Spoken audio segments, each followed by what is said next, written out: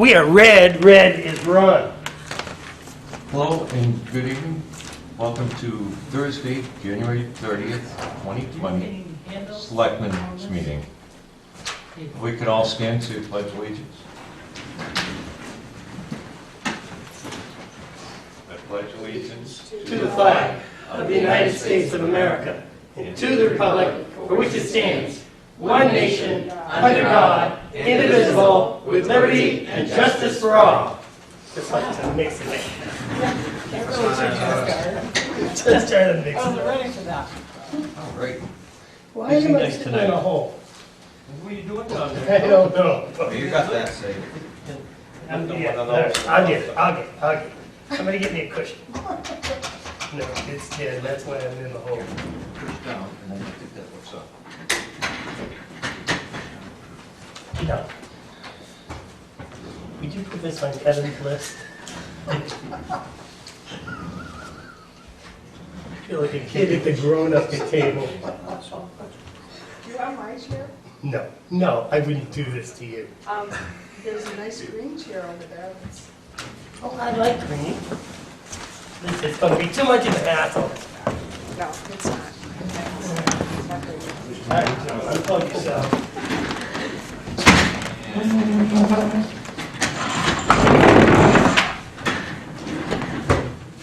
Oh, I was afraid I was going to hit my chin on the table.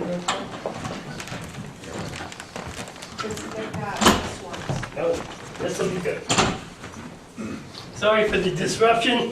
I'll be right back. Okay. At any rate,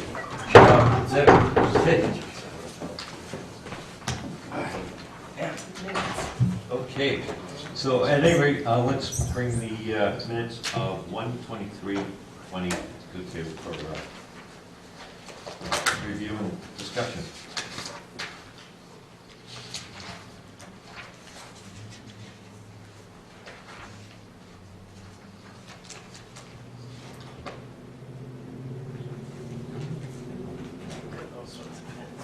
Right over there. In the box. Oh. Thanks, Joe.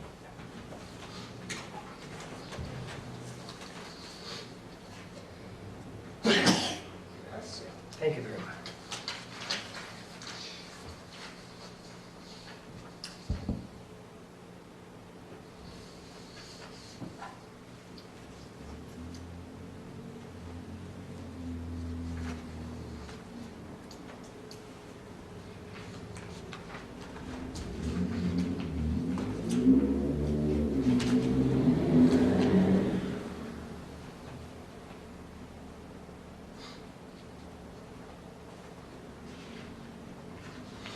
I have a question, point of information. The police department's Operation Warm program. I'm unfamiliar with this. I was wondering if anybody could tell me what. Are they paying fuel and giving out mittens? Where are you, first off? I'm right up at the top, acceptance of donations. I don't know, but the chief will be in later. Okay, Yes. okay. So, is that an acronym? No, So- Operation Warm. So possibly we should have the minutes what WARM program is.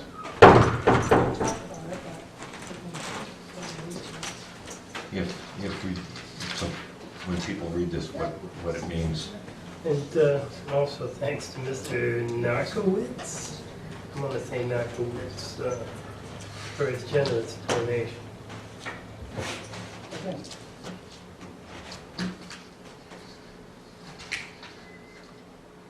On page 1, Yes. review approved minutes. The correction, Catherine does report that she suggested implementing LED bulbs. That's not what I wanted added. That we implement some of the suggestions in the 2019 Yeah, energy efficient investment audit, such as the LED bulbs, but not just LED bulbs. okay. think you also, didn't you also say something about the, around the pipes? Well, yes, there's a number of things in here that we could implement, Right. so that's the point.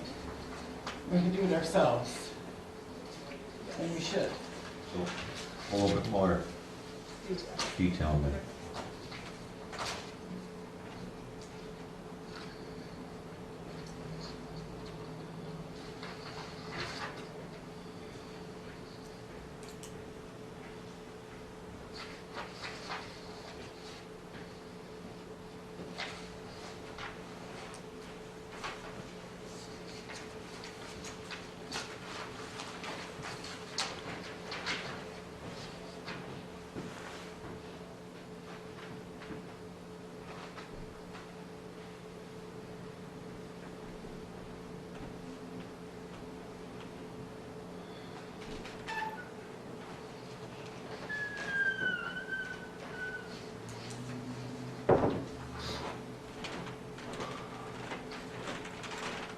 On the Morrison Ave discussion, should we insert the comment that we checked and it's a 40-foot right-of-way? We just don't have the exact location.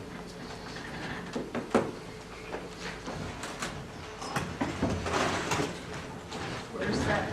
I know it's on Page 2, there's, you know, we put in the discussion and all, and one part of it, I think Catherine pulled the book and determined that Morrison Ave, we've got 40 feet.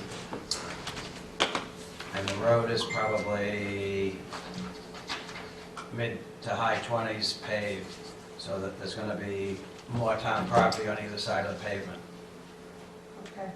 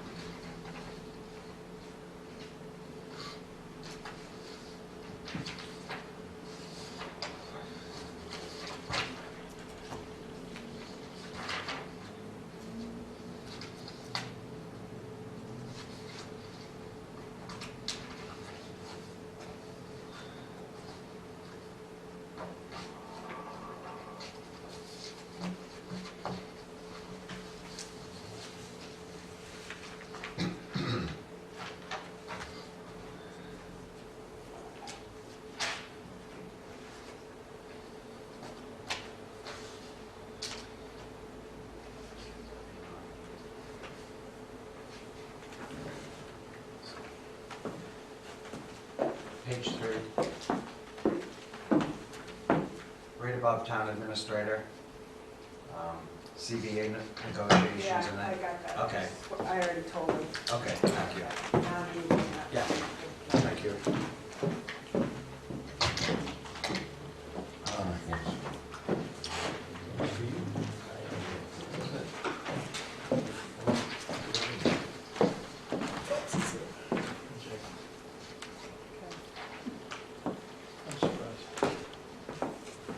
We can do the face.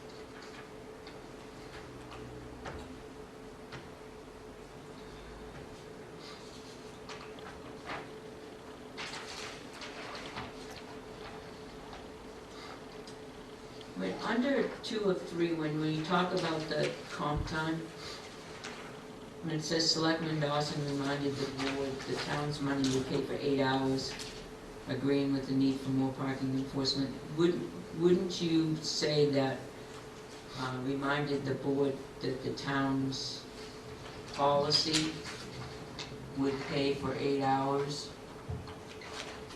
So,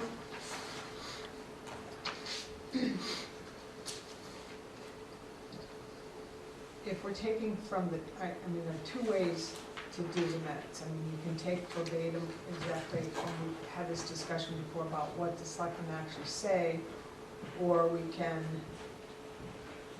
Recap. yeah, do a recap, but, you know, you can't, if that's what was said, then that was what was said. So what I said was that this board voted years ago to pay, that we would pay 8 hours for SWAT. That's what I said. That's my recollection. So how do you interpret that, the town's money instead of the town's, it was decided upon years ago, 2015, Well, what I, in right, but what the I, minutes. right, what I'm saying is I'd have to go back and listen to the tape. If that's what you said, if you said the town's money, then that's what she wrote. Yeah, And you can't change that, but if you wanted to do a recap, if you wanted just to say that selectmen had a general discussion about blah, blah, blah. Well, I think the important thing, the most important thing is to add here, and I don't know exactly how I said it, but I know I said it more than once, is that this Board of well, not these people, but the Tilton Board of Selectmen voted that only 8 hours of town's money would be spent on SWAT. right. So the most important thing is, Right. years ago, this board voted, Yeah. the Board of Selectmen voted. Yes. 2015? So that intent Speak. of what Catherine just said needs to be applied in these minutes somewhere. Right. And I don't see that application here in this We minutes. can fix that, and that would be, like you say, that would be a recap Okay, of the general idea. But okay. I guess my point was, if somebody said something exactly, and that's what she's writing down exactly, you really can't change that. Well, these aren't verbatim minutes. No, but So either we have verbatim minutes or we don't have verbatim exactly, minutes. exactly. So So if- you all have to decide what you want. Right, so if we don't have verbatim minutes, the intent was to say that we had voted on this years ago, and there's a policy that said we would Right. pay 8 hours. I get that. Okay. Yeah, I get that. So, So we can go back through and take a look, or take a listen to it, No, I don't- and add I don't- that portion of the, where Catherine said that, you know, I think the That was intent what is it- we just need to recap and just add the intent of what it is. I got it. Right. Jeannie's gonna handle it. I got a question.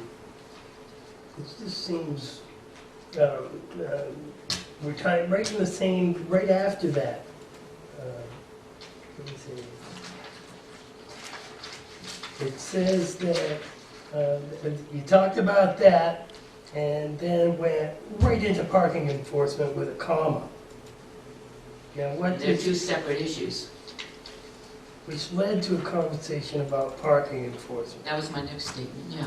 Well, it's, you know, Yep. the conversation was abbreviated, and in our opinion, a little more information needs to go in there to make it make sense. Okay. And that important fact about the board voted is really important, that should be in there. Okay. But you're gonna listen to it and Yep.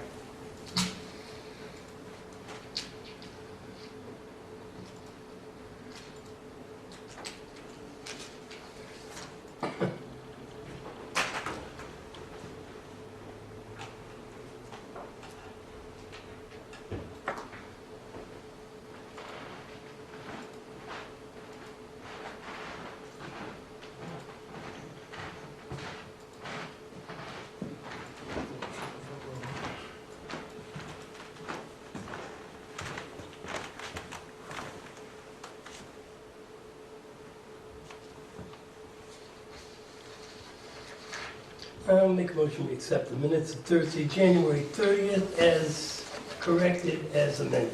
January 23rd. Sure. Today is the 30th. Sorry about that. Time was. That was seconded. second. Any other discussion on that? All those in favor say aye. Aye. Aye. Opposed? So moved. at that, we're right on schedule here. Okay, so, seeing as it is 5 PM, we're going to open the public hearing on the sewer bond. And we have a log here for people who've come to attend for the sewer bond hearing, and appreciate if anybody could sign in on that. And what we're going to do is grab a brief presentation, which is put on by Nick Skagel. Nick Scale, who is the engineer from Du Bois McCain. And then after that, we're going to open it up for some questions from anybody who's here at the meeting. And it could be directed towards the sewer commission. And then we'll go, Tim will have the numbers for the bond and just any other general questions on it. So, take it over there, Nick. I don't know if there's a microphone available so that the audio portion. Not back there. I'll try and speak loudly, so maybe Yep. everything can get picked up. But my name is Nick Schedule. I'm with Du Bois King, a consultant that was hired by the Sewer Commission. We've done a preliminary engineering review and an environmental review for a project on West Main Street in Tilton. So I'm just going to give an overview of what kind of the summary of the results of that review and the project that's been identified to move forward and why we're talking about it for a bond. So this is a tax map of the West Main Street and Clark Road. West Main Street is running northwest, southeast, sort of, and Clark Road is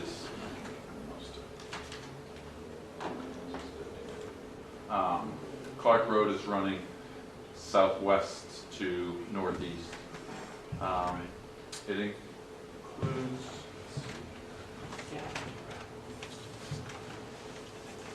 from an aerial standpoint, it includes the area west of the school. You can see the ball fields, and west of Winter Street, and then to the where the Tractor Supply Plaza is, near the Franklin Town line. So anything to the east of this aerial photo is covered by existing sewer that runs eastward and south through Northfield, and anything to the west that's in Tilton goes by gravity to Franklin, all eventually getting to the treatment plant in Franklin. So this section of Tilton would be kind of closing in a hole between two areas served by sewer.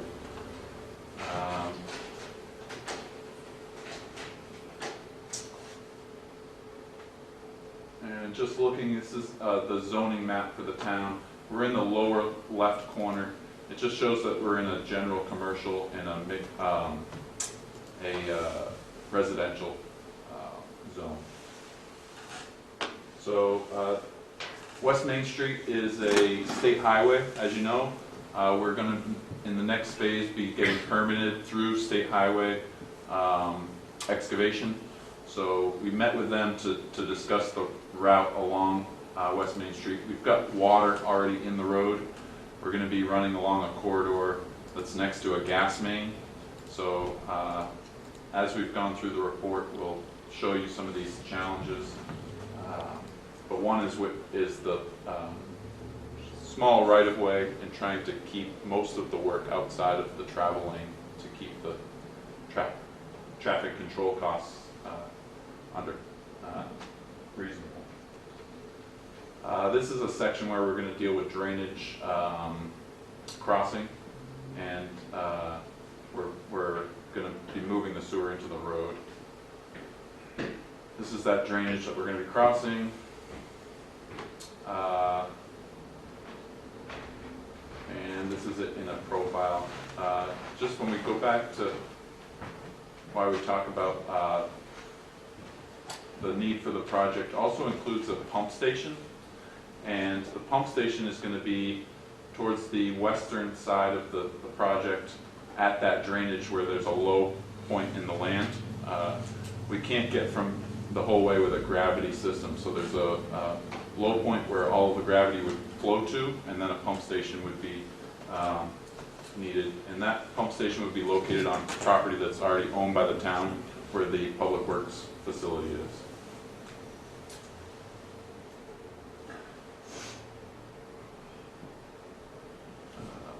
Do you suppose you could use full screen so that the camera will probably pick it up a little bit better?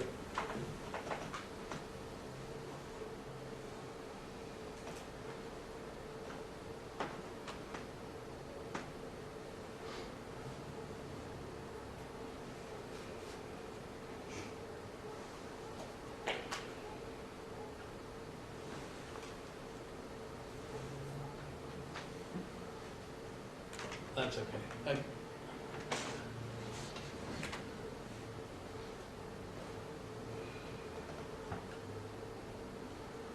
This is just showing a cross-section where we're going to be locating the sewer along the shoulder of the eastbound lane on the southern side of the road. This shows the DPW parcel where the pump station will be.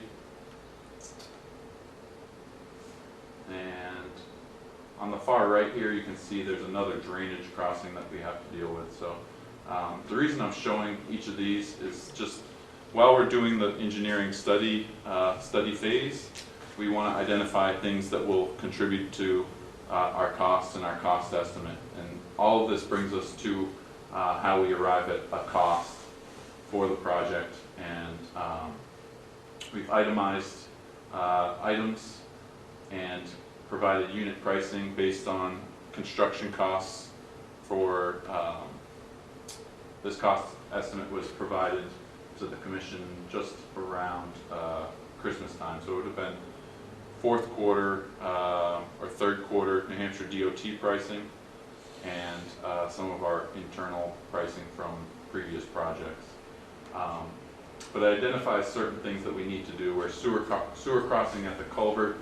One of those drainage culverts, we're going to have to go underneath with our sewer, and we just add, we want to make sure we're accounting for those costs when we give a cost estimate here.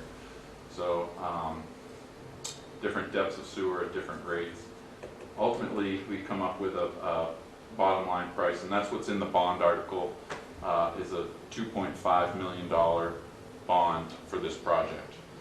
It includes roughly 2,300 linear feet of pipe on West Main Street and 2,300 linear feet of pipe on Clark Road. So, and the only other thing I wanted to mention, and this is really tough to see, I'll just explain what this shows, is that in 2019 we applied for the state revolving fund. We were ranked on there. We happened to be ranked last. We didn't score well on certain categories because of partly where we were in the project, and but it did identify that there would be principal forgiveness on a loan from the SRF program of 10%. So there's an opportunity for some small portion of principal forgiveness or grant money. Since this time, we've identified that there are septic systems that may qualify for water quality points on the ranking system. So just by ranking higher in one of these categories, it would push us into a project that would get funded through that program versus one that's currently not funded. And you can see the column, this column here, you can imagine there's 6 projects on here that have $0 in terms of what was funded. So out of the 57 projects, 6 of them didn't get any money. Tilton happened to be one of those, but it's also encouraging that there might be money in a future application. So that's one of the options in terms of funding this project if it gets approved through the town as a bond. The select board or have the option to look at that as a funding source. Well, Do they provide the 10% based on the total amount of the bond, or do they base it off of the actual cost of the installation once you sort out the contingency? They would, the 10% that they are allocating is based on the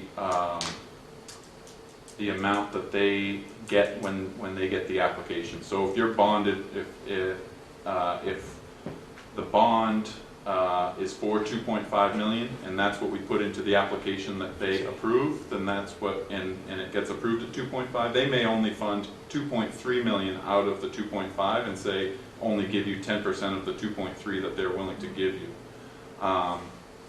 So you know, we do have, you noticed on there, we have a contingency, Right. and it's 20% at this point, and that's typical for something where we're at the stage of completing a preliminary engineering report. It's study phase. We've tried to identify all our cost factors. I'll say that no cost estimate is perfect until it gets put out to bid and you actually have the price that you're going to pay. We put in that contingency for that reason, and it's 20% because of the stage we're at. If we move into the design process and we start to reduce that contingency because we get more familiar with the project, we get further into the design to identify perhaps other cost items that take away from that contingency. The bottom line may stay the same, but that contingency will get reduced as we get closer to putting it actually out to bid. So it's potential that we would put down, you know, I think in terms of for funding something, whatever gets voted at the town is what you're authorized to borrow from them. So it wouldn't be more than that amount. It could potentially be less than that amount. Thank you. So I'm done with the technical component of the presentation. I did just put in here the rates that are current for SRF. So you know, those rates are very competitive, or better than anything you probably see at a municipal bond bank, but you know, in that ballpark. Yeah, I can. All right. Yeah, I can give some numbers if you like. So, in that case, I'm Tim Pearson, the finance director. At a 25-year bond from New Hampshire Municipal Bond Bank, these are the planning rates they're using right now. And for those of you that were here at the police building public hearing, they had just done an offering January 8th. And the rates were quite good, better than these quoted rates, but they did not have a 25-year project in that particular one. So these are more conservative. It may be a little less than this, but they're using 2.5%. And over 25 years, that would mean the first year payment, which would be, if the project were started in 2020 and bonded in 2020, first payment would be due in 2021. And that would equate to 22 cents on the tax rate based on our existing 2019 rate that we just set. And first year payment would be $137,673. 20-year, which was in their bond offering this last time, they're quoting now 2.25% for their July offering. And for the 20-year, the payment would be $156,406 to start, and that's 25 cents on the tax rate. So for a $100,000 property, it would be $25 for the 20-year, $22 for the 25-year. A $200,000 property would be double that, so $50 or $44, and so on and so forth. So if you think about 25 cents per thousand for the 20-year and 22 cents per thousand for the 25-year. Of course, the 25-year spreads out your principal over a longer period of time, and it makes it a little easier for people, but those are the planning rates right now. Yes. Spreading it out over time, how much does that add to the total of the cost? So it does add considerably. There's about another, for those additional 5 years, about $260,000. So about $52,000 a year. Jason? Just coming in late, Jason Wright, one of the sewer commissioners, and speaking as a sewer commissioner on our water main project, when we had the state aid grant and the state aid money didn't come through, the decision was made for the first couple of years of making bond payments. We voted at that time to go ahead and make a payment that the state didn't make. So I think, I don't know if it was around 30,000 or something. It was. State aid grant, yeah. So as a sewer commissioner and knowing that there's a lot of financial demands, my personal, again, I'm like speaking as one commissioner, would be that the sewer commission might look at making a payment or a portion of payment if it's something that we're allowed to structure and allowed to do that, to help take the edge off the total payback. So that, again, this is all in the early stages and thoughts, but personally, I think it's fair that it's something we can look at as out of our capital reserve money to make a payment as part of that upcoming payment if we're in. The Warren article also, it's the authorization once voted on at town meeting with 2/3 approval. It's good for 5 years. So if for some reason more work has to be done before, going out for the bond itself, that Right. provides time for that sort of thing. And another thought is, we've had some other conversations with looking at a revised betterment plan. Right now, the betterments go across the entire district, so to speak, but, we've been approached with trying to look at some modifications of blended. It's still very, the discussion we haven't even really fully had about that part of it would be over the district and part of it would be by the affected properties. So, again, that takes some of the burden off of, you get some of the argument of, well, paying to put sewer in and it doesn't go by my house. Well, there's people that would go by their house that would be more likely and more willing to pay a little bit more to make that project happen, whereas before, all the betterments were just to the properties that were affected. So,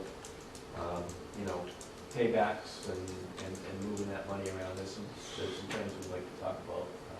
Me, for one, I live on this potential project, and I've been a sewer commissioner for over 12 years, because I'd like to get pipe going by my house, so, just as an example, so it's taken a while, and, this is a part of Route 3 that hasn't had pipe, and there's some undeveloped properties there that could yield a better results on our tax rolls if it was sewer going by and those properties get developed. So, and those are the things that could happen over a 25 or 30-year note period. Well, all of a sudden, we have some development that makes sense, that's more lucrative for us. So if there was a betterment that was structured property-wise, those properties get developed, and so be it. Anyway, just throwing that out there. Tom? Let me see if I understand correctly. You said you're going to have 2,300 feet of sewer pipe on Main Street. Is that correct? Roughly, yeah. Roughly? Yeah. And you're going to have 2,300 feet of pipe on Clark Road. Approximately. So that's 4,600 feet of sewer pipe, right? All right. How many people or properties on Main Street are zoned commercial?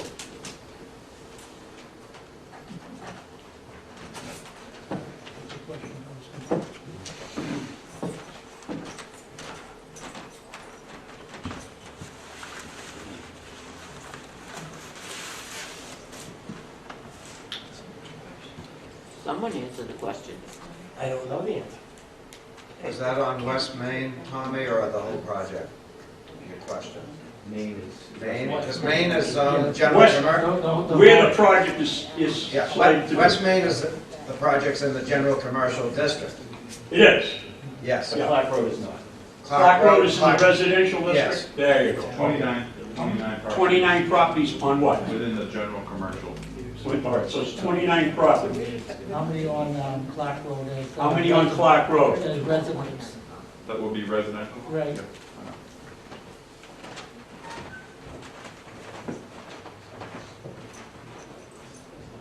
I mean, the Mountain View Drive is not sewered right now either, which, Yeah, Mountain View is. No. No, Mountain View isn't? The top, not even the, First, okay. yeah. That's on Winter Street, correct? But you're Yes, not but- going, No, you're not going all the way up to Winter Street. No, but if we serve this, the project would be able to pick up all of this neighborhood if this property got developed, where there's a dead end. So I won't count these properties, but Well, just tell me how much in the scope of the project. that have frontage with the sewer? That you intend to provide sewer service for under this project. It has Part of frontage with it, the Tommy, sewer. may be future, because if Mountain View can get an agreement with the adjoining property owner that has a large tract, when they develop it, they could bring it down that way gradually. Is that gonna be funded under this proposal of 2.5 million? No, Oh, that's what I wanna know. Right, 16 properties. 16, okay. 16 And I can give you, 16 residential, yeah, I can give you acreage. and no, I can do footage pretty good. 29 commercial properties. Okay. So what You're is, talking commercial properties, you talking potential commercial properties or current? well, there's Parcels. parcels there, there's a coffee shop, there's a trailer place, there's a Yeah, hardware store, there's a auto Hardware repair store, business, there's already there's a a store. funeral home, there's all these, they're already there. Now, when you go on a sewer project and you put in the sewer line, do the people that property goes by have to pay a betterment? No, Why not? because the town voted a couple of years ago that the They cost, voted it for Lockmere, not the rest of the town, just Lockmere. no, we didn't. That was Lockmere, strictly No, it wasn't. Lockmere. I think it's his current project, if you No, go it back doesn't. and look at the I town think so. minutes. I think it is. I wrote it. Actually, if what we can do is ask the question, have somebody answer it, and then somebody else can ask a question about that answer or something, so we're not jumping all around. Okay. So Catherine can answer that. So we voted as a town that those costs would be spread over all the taxpayers in the town. No betterments. Yeah. Everyone I think benefits that from was sewer. just for strictly for the Lockmere project, that the whole town took care of. No, because what happened, all the projects prior that had betterments were wiped out at the same time, so it was sort of a carte blanche. Everything was changed. My project was like over halfway through. I had a flat fee per year. It disappeared after that vote.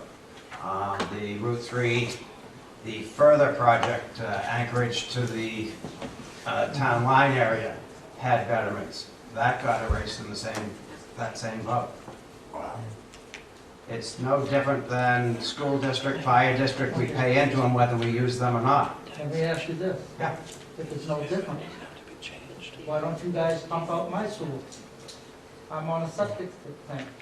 I pay taxes to have sewer all the way. And the town pays for that. You don't have an answer for that, do you?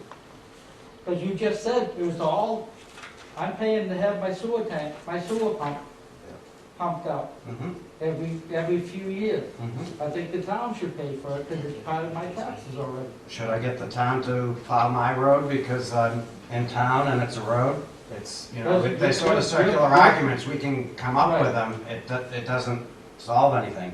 So Steve, here's one. I So think that So- there's a, In Tilton. Let's try and keep some order to this. So, I mean, yeah, Pat had a, I think that there's something that just was, I just want to correct a statement that was made, and I'm not really sure who made it, but there was a statement that said that the article was made in 2012, and the article was Article 3 in 2012. It says, to see if the town will vote to assess the sewer betterment fees to those projects that are currently assessed to all property taxpayers in the town, be assessed to only those persons whose drains entered the municipal sewers and whose land received special benefits therefrom, as per RSA 149:1:7. This article was submitted by petition.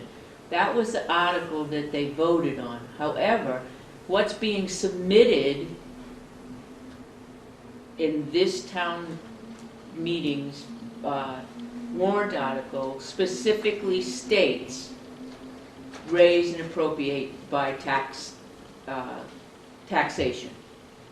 It very specific states that it's to raise and appropriate by taxation. I hope that clears that up.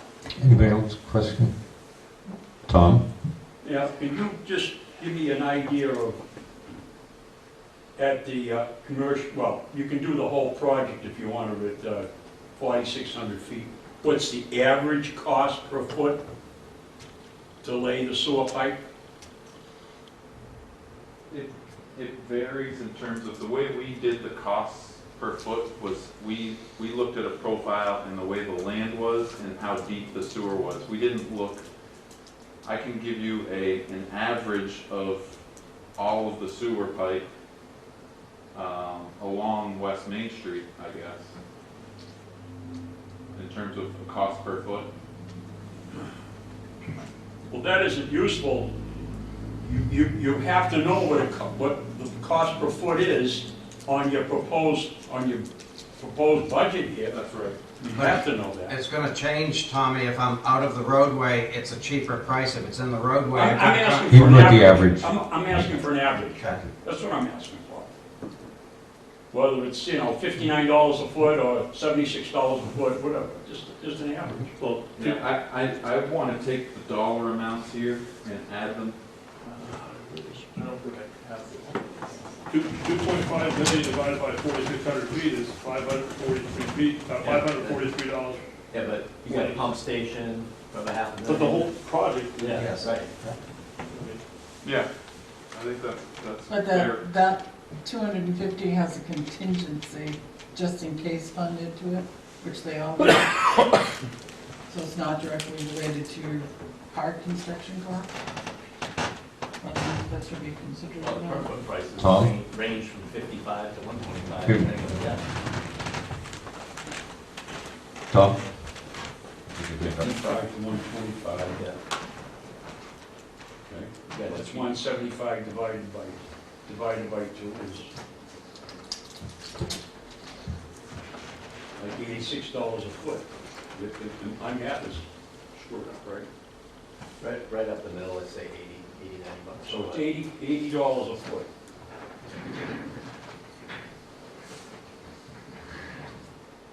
And that could trend down because It's you've about got, 90, you've got 91 if you kind of start to try and weight the averages in terms of, I took the total dollar amount. and you can back it down because you've got 3,700 feet on the $60 price tag and only.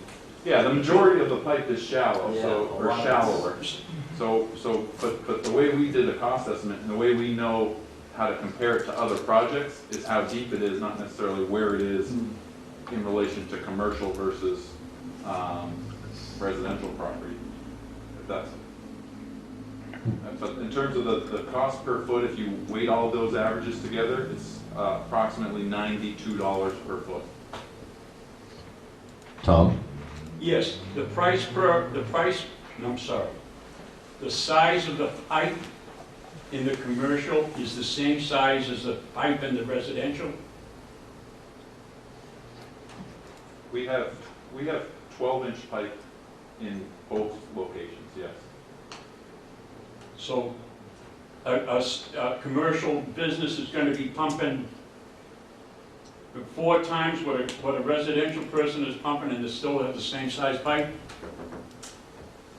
The pipe's sized not only for what's there now, but it's sized for future development. So you have large parcels in the residential area. If, in terms of what information we had to base our pipe sizing, we used size of the lots and acreages, and then usually when sewer is in a residential area, the zoning can tend to change so that the lots become smaller because they're on sewer and water.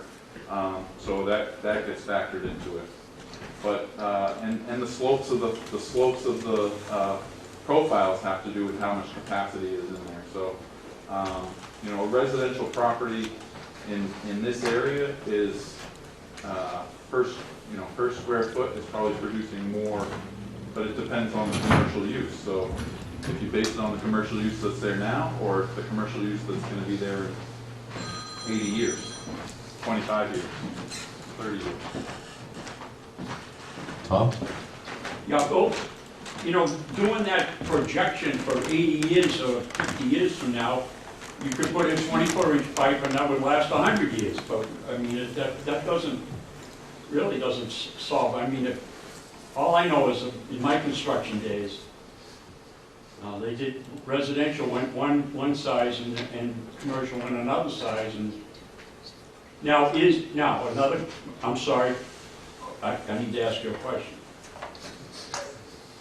You have a T off of that main sewer line at every property line, at every property frontage. Am I correct? Correct. And what size does that T reduce down to? Does it go down to 4-inch, or does it go down, or is it 12-inch? That's going to be determined in the next phase of the design. For our estimate, we have an allowance for each service connection of $3,000. So that's how we calculated our cost. So we gave an allowance basically for each connection. If it's a larger property, we may put in a larger pipe. If the parcel has the potential to be developed, we're going to make our best guess at that time when we're doing that design to put in the size pipe we think we need. Typically, the difference between a 4-inch for a residential versus a 12-inch for something larger that could get developed is the cost is in digging the hole, not necessarily the cost of the pipe itself. So I think providing an allowance was our best information at this time. Joe? Yeah, you said $3,000 average for the hookups. How many of those properties are going to require grinder pumps? None. No, it's all going to be ground. I mean, we've in our layout here, we show we can serve most of the property to the south, but we can't serve everything right up against the river. As land falls off here, we looked at topo maps and we took our best guess on how far along the river. So, I mean, I don't think this land's getting developed in this area, but if it were, it's too close to the river and wouldn't be able to get served by our project without an individual pump station down. So anything downhill is going to require a grinder pump at a later date. Yeah, I mean, there's not really a lot of property that's developable. I would say we've got 90% of it that's developable. And I mean, our project has a pump station, so you know we are taking advantage of putting that pump station in a position where we're trying. You know, our goal is to serve this entire section of town. So it'd be unusual that a development would not get served if it was. You know, I can't predict how close to the river something would happen in the future, but based on what the zoning is now, it's served. Steve, I believe you have a question? Yes, I know a couple months ago I came and I asked, why are you doing the project? And I think Catherine Dawson said she doesn't want the sewer to go into the river. Is the sewer hitting the river now? You know, has the state done any water testing on the river? I think my answer was a little more complex than that. Typically, it's to protect the environment, and the river is close. You have some septic systems there that are relatively close to the river, not hugging it, but close enough. But are they failing? You have one that's being pumped, so it would be technically considered in failure. Okay. How about up on Clark Road? I have not been made aware of any, as health officer, of any failing systems on Clark Road. And that's why I'm saying, why are you going up Clark Road? The residential, if you're doing this project, there's no need to go up there if they don't have any failure going on. We Am I don't, right? typically you don't put in sewer just because there's failed systems. You It's did in far Lockmere. better. You did that in Lockmere. I'm not aware, I would, Lockmere project started out just to be the road, but a group of people wanted the sewer put in at the same time. The Lockmere, Right. the yeah. Lockmere project started out as the Route 3 project, Lockmere and Anchorage Right, to yeah. town line. But the- When the sewer commission, back then, we would do a poll to the people Right. because of the betterments. Do you Right. want sewer? The Lockmere project, overwhelming no. Right. The other end, yes. So we said, okay, we'll split the project. And when we did Lockmere, their cost was the cost of the two projects combined had we done them at that time, which is part of the problem when you delay. But originally it was all together. Originally, the Lockmere people said no, they did not Correct. want it. But there was, I know there was some systems. Then what that happened- were failing. But Clark Road, there isn't any, the that system, you know of. So I think, the systems Stephen, that were, you had a question asking why you would put it in if it's not Right. failing. Catherine, if- the systems that were failing in Lockmere were not part of the sewer commissioner's project. They put their own sewer systems in, and it was just completed, Gaslight Village last fall. Later than that. Well, I think it was fall of 2018 that was completed, wasn't it? River Road, Yeah, there's some cleanup what this past year. River Road and Church, what is it, Church Street was all part of the Lockmere project. And they didn't have failed systems, those people there did not want it. But they were forced into it. No, they did not want it on the original project. That's when we split it and did the Anchorage Route 3 Yeah, at a reduced cost from, the original one was like 4.2 or so, and I think that project went for 2.4 or 2.8 range. It was reduced because of it. Then when, a few years later, they started to have some issues in the Lockmere area, which also includes heading over to Beach, Lakewood. So some of those Right, down yeah. by the lake were having issues, and then they had a change of heart. So that's when we went back again, and the project did get approved. Yes. is that not, that answer your question, Steve? not really, because like I said, if the street, if the homes on Clark Street are not failing at this time, why are we spending that kind of money to, to tie in? He said, what, 16 houses? I think there's less than that residential up there. 'Cause- I counted the parcels, not the houses. okay. Some of those parcels are tied into each other. Yeah. Well, that's I'm sure why he's not. Right, yeah, right. So you're probably right, Steve. Right. Tom?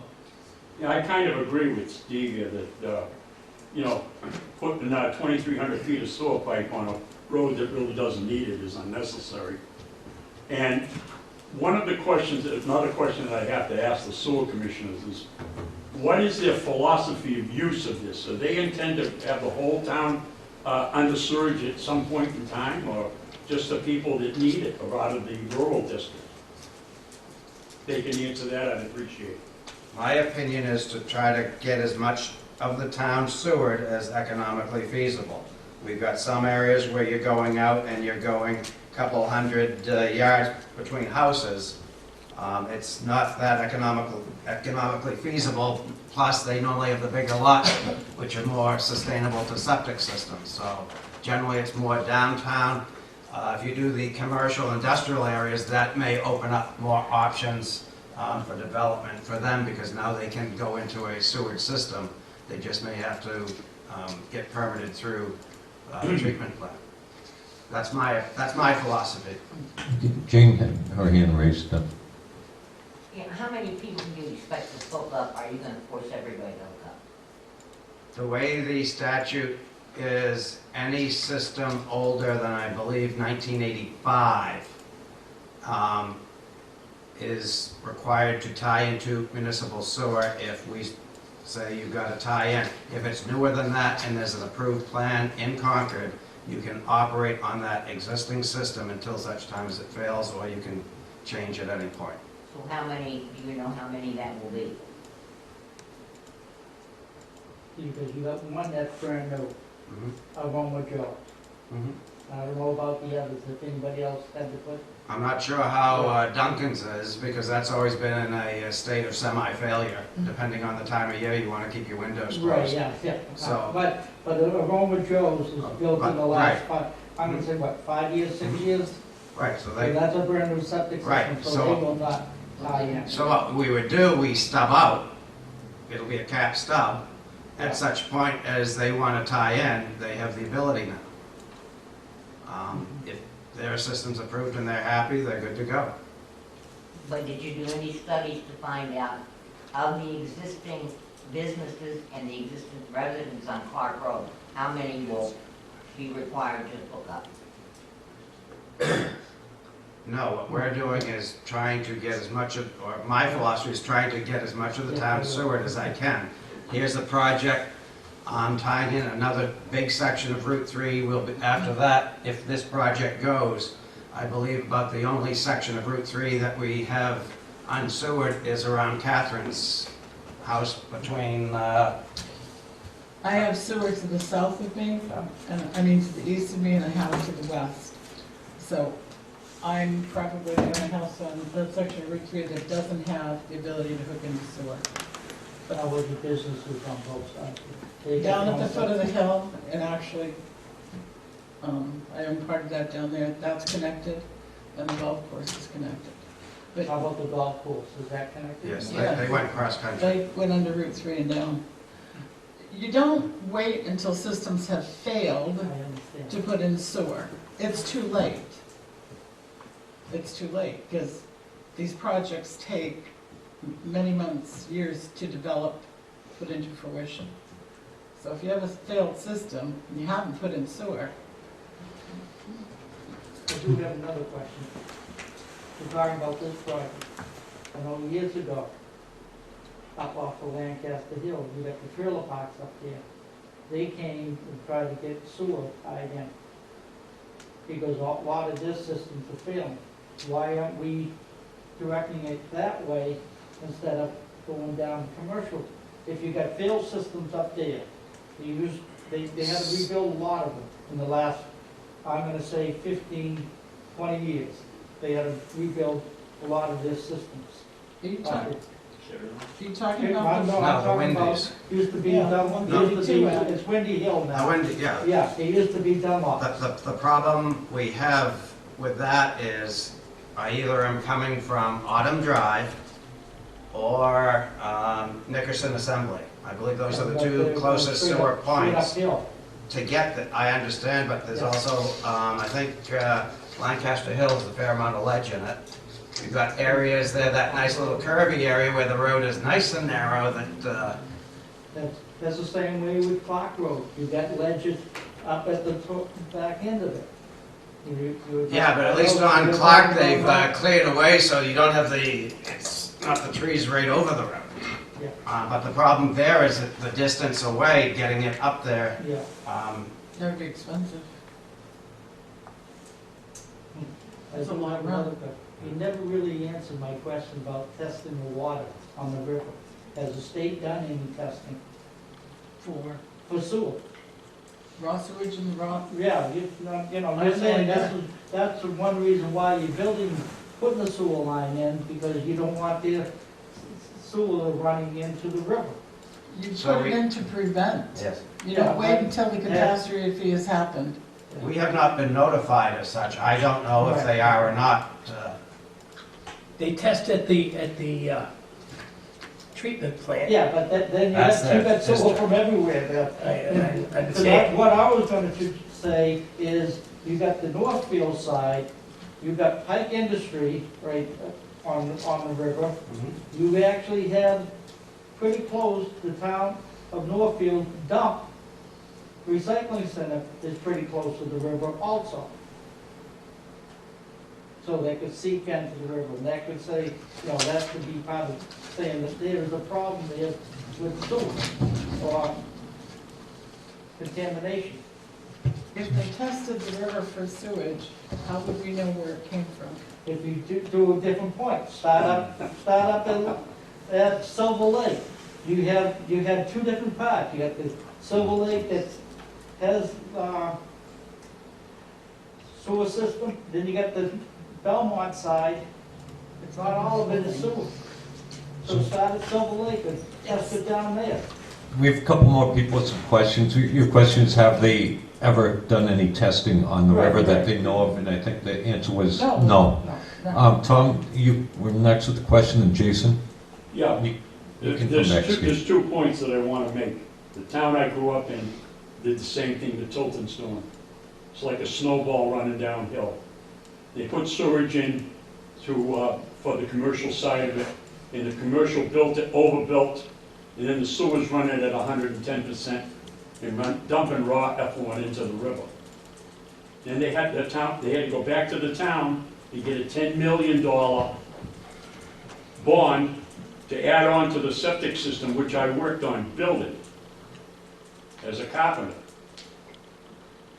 And they didn't, and people that were paying on the bond for 25 years never got sewerage, never got it. You can if you're not careful, you're gonna overdevelop this thing until that thing is at its maximum capacity. How many million gallons an hour can that thing treat? You want to answer How many that? gallons Peter, now? Excuse and me, then I'll after revise that, it. Jason had a question. I believe the plant is designed for like 8 million gallons a day and is operating somewhere in the 50-55% range currently, serving 10 communities, from Franklin up to Center Harbor and over to Guilford. It wouldn't take but 10 years for that to run to 100%. We've been 50% range for probably as long as I've been on the commission, and I'm finishing my 8th term. Okay. Jason, did you? I just want to be clear that even a septic system that's not in failure, the effluent goes into the ground. And that effluent makes it to groundwater, and it makes it to aquifers, and even a brand new, out-of-the-box septic system, the sewer goes into the ground, into groundwater. Doesn't matter if it's a year old, failed, 2 years, 20 years, that's old technology. It needs to put in brand new septic systems along the Winnipesaukee River is not proven, whether they're new or old, whatever. So it doesn't have to be in failure to be a problem for the groundwater. Period. Testing or no testing. And as a sewer commissioner, I will tell you, when we had pipe in the neighborhood not far from here, served by residents that are in this room tonight, with a broken pipe, the residents came out and made it very clear with torches and pitchforks that even a cracked pipe with sewer running into the ground was a travesty. They made it very clear to the sewer commission that even pipe, when it has a problem, is a nightmare. So we're trying to get ahead of the pipe, and we're trying to get ahead of the septic systems. And the lesson learned at Lockmere, as Peter threw out the numbers, when it was all one project, it was one price. And by splitting the project and delaying it, the Lockmere portion more than doubled in cost. It went from $2 million to $4 million. So the lesson learned that we're trying to apply here is we definitely need to do something to complete Route 3 because it's the right thing to do and complete the circuit of downtown. Additionally, we thought that having Clark Road as a bid alternate at the same time of mobilization, having equipment and materials and all those things, because the costs of putting pipe in the ground, along with other construction costs, continue to go up, never get any cheaper. So lesson learned at Lockmere was, well, while we're on West Main, why don't we see if we can't mobilize and get some pipe up Clark Road as a bid alternate? So those are the things we're trying to take historically and apply to this project in the best interest of today and tomorrow, and what Nick alluded to is you've got parcels up there that could end up being split into housing. Well, if your subdivision requirements currently are 2 to 3 acres, because you have to have room for a septic, well, maybe you can reduce that to an acre and a half zoning, because you don't have to have a septic system on site.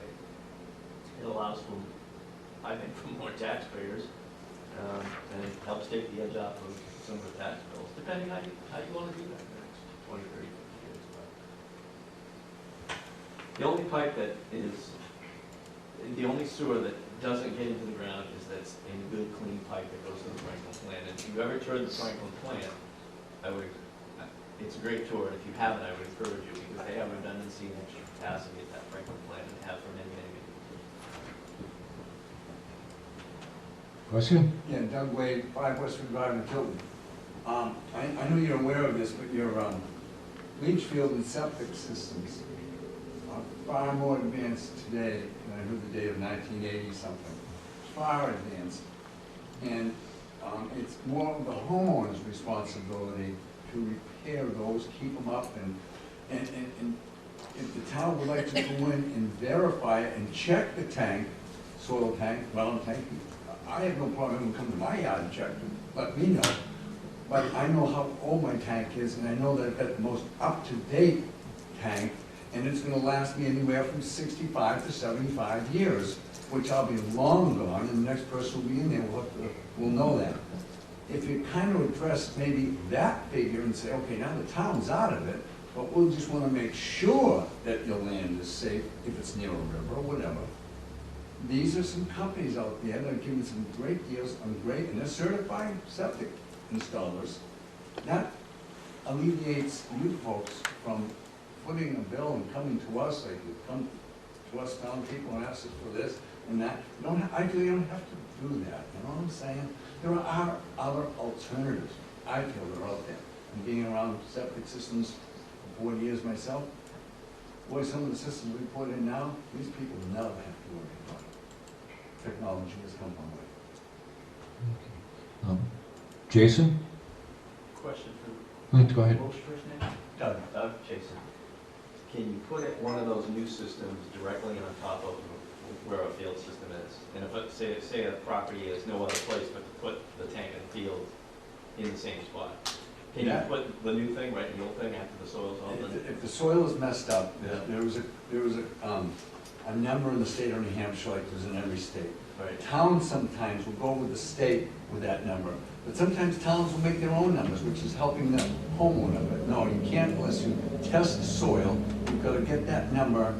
If that soil is gone and it's ruining other septic systems and other areas around their property, that has to come out. It's not expensive to take out soil and put in, we call it soil, but biologists call it certain other types, so I can't think of the name right now, but the soil they put in literally eats up any bacteria in the ground that's around it. And then your leach, or your tanks, or your leach field will go back in there, and 50, 60, 70 years is good. It blows my mind to see what it's out there today, and I just wanted to address it. That's the reason I'm here for tonight, to let you guys know. Let's free up the town a little bit of the money they need to go find or whatever, and let them know that the technology out there, because it's not that expensive for what they have to pay over the next 10 or 15 years in taxes. It's going to be right there. So I hope I answered the question. I didn't. So I guess the question is why isn't everybody just doing that, and why are towns and cities all over the country put pipe in the ground and not just put those systems in? Because I feel they're not educated. Education's a perfect thing, that's all. And Okay, so, it's the right way. I'm just saying it's an alternative way. Okay, so actually it's not the town, it's going to the town meeting where the actual vote will be happening. It's not a decision. I'm just- Yeah, just. I'm the attention to not answer this question. Thanks. What time did the meeting start? Was it 5? Yes, Okay, so I apologize, I got here late, I can't get up the highway that quick. that's okay. I'll get arrested if I try to. Okay, Joe. Anywho, I was looking at the map, so the red line, it's gone right now, but the red line, Oh. that's the projected new sewer that we're gonna put in, is that correct? You can click back through that. Well, it was just up there. No, that's the area, Oh, that's the area thing. yeah. All right, I was trying to make sense of that red line, because it really didn't make a whole hell Can of you a show lot. Like a lot of pipe, didn't Show it? the one with the Well, lines. that's why I'm sitting here like, you guys gotta be kidding me. I mean, Two really? trunk lines, one would go down West Main Street and one would go down up Clark. So you're looking to go up Clark Road. How much of the road are we digging up? Are we digging up the road to put this pipe in? On Clark, we probably would. Right, the new road that we just. We barely- just paved this thing. It's gonna probably take us another 80 years to get it fixed again. We can't get deals done. It's a racetrack. So we probably, I guess, yeah, that would slow it down because Right. it's the Colby Clark bypass right now. But, so we're gonna dig up that road? But like I said, That the would- the If north it goes part- through, yes. I was gonna say the north part of it, of Clark Road, is all ledge. Am I right? We have a cost for ledge removal. Yeah, Yeah. we during our study phase, we did ledge probes to try and get an idea of what type of cost would be in there. So there is a line item for ledge removal, so yeah. So are we getting a repaired road, or are we gonna resurface, or are we gonna get a patch down the middle of the road all the way? We have in there, the pavement is for a lane width, so it's. Whichever lane we're in, Yeah. we'll take out, and then you'll have occasional laterals to get houses on the other side of the road. We only have a few more minutes before we have something else on the agenda, but I want to make sure everybody's questions are available to be answered. Any more questions?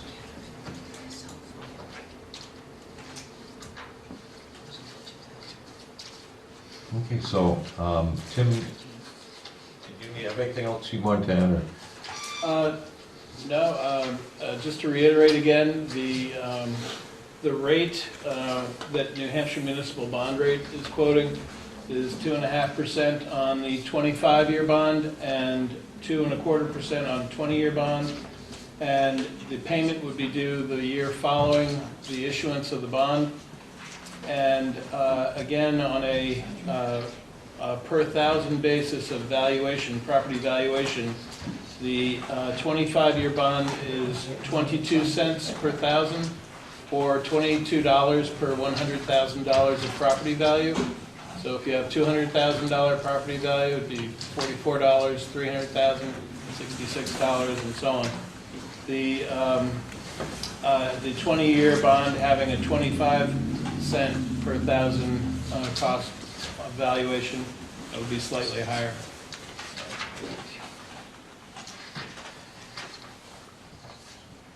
Excellent. Well, thanks for everybody for coming, and this should be quite the conversation at the town meeting, so we're going to close the hearing on the sewer bond.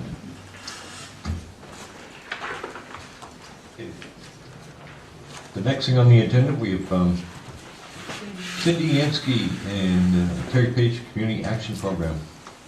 That's on the senior bus. Cindy's on her way, so Okay. thanks for having us. Well, if you can come on to the table. Hot seat,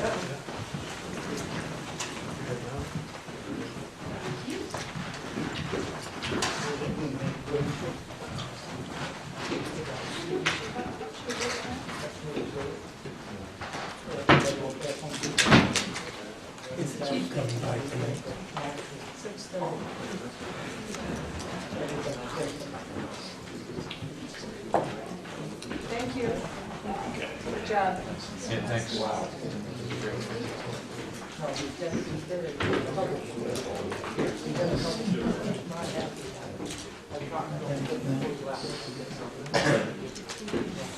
Hello, See you again. I'm Joe. You know I'm I've seen you. Joe. Yeah, how have you been? I haven't seen you in years. I know, it's been a long time. What are you doing there?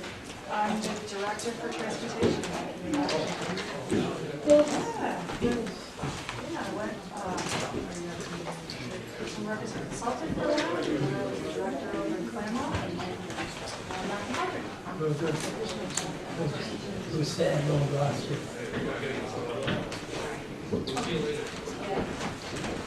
Okay, well, Cindy, yeah. Come on down. Yeah, join us. Perfect timing. Oh, good. So, you're here, and Talking to the mic. maybe we can, The mic works, even though it doesn't have a fuzzy cover on it. Has a green light though. to provide some information and options possibly for senior bus. And we've all been discussing So interest in. Cindy and Terry and Jeannie and I met last week and talked about the application, the 5310, okay, the 5310 grant money. We were gonna get some answers for you folks, and as we were talking, we went over a couple of different options.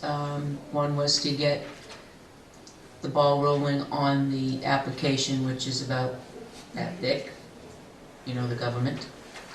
And as we were talking, the second option of getting a used bus, van, whatever, sounded much more interesting, and the more we talked about it, the more I said, could you please come to the board and explain that option, because I actually want to put the original new option on hold for reasons that we'll go into, so let them talk first and then we'll... I have a little handout here and some pros and cons on the back side of page 2. So I will pass those out. Just a takeaway. But the back side of page 2, we can see some of those pros and cons of both sides. So what we basically started with on the conversation was helping you guys actually build the case for the need of the actual bus. DOT is going to definitely be looking for statistics to prove the need of expending those funds on a new vehicle for this service area. And coming up with those statistics can be a little bit complicated if you haven't actually ever provided any rides in any area. I mean, you go on demographics and that sort of stuff, but those are all just more word of mouth that, oh yes, if there's a bus, I'm going to ride it. But then you actually get the bus and nobody actually rides it. So this seems to be a really great idea to figure out what the actual true need is here in the area, fairly inexpensively compared to bringing in a new vehicle. And it really would give you a whole lot more flexibility in how you can use that vehicle compared to what would come attached to receiving a federally funded vehicle at this point. So as we started talking about some of those different scenarios and what it would look like, it seemed to make more sense that maybe you guys might want to look at spending the funds that you have on a well-maintained, good vehicle that's going to get you further down the road. You can accrue a year, 2 years worth of actual data to then come to the state and say, yes, this is what we want, and this is how we know this is what we know, and we know what we need, and we can really build a program around that. So that's kind of where we all ended up on. Part of the limitations that the state puts out in having the van under the state, federal, I'm sorry, it's federal, is that one is that you can't go over the state lines with it. So if we wanted to take a bus to, let's say, Foxwoods or to Maine to the casino or something with our seniors, we wouldn't be able to do that. If we wanted to do a foliage up in Maine or something, we wouldn't be able to do that. So and also the major point in that is that you need to open it up to, correct me if I'm wrong, open it up to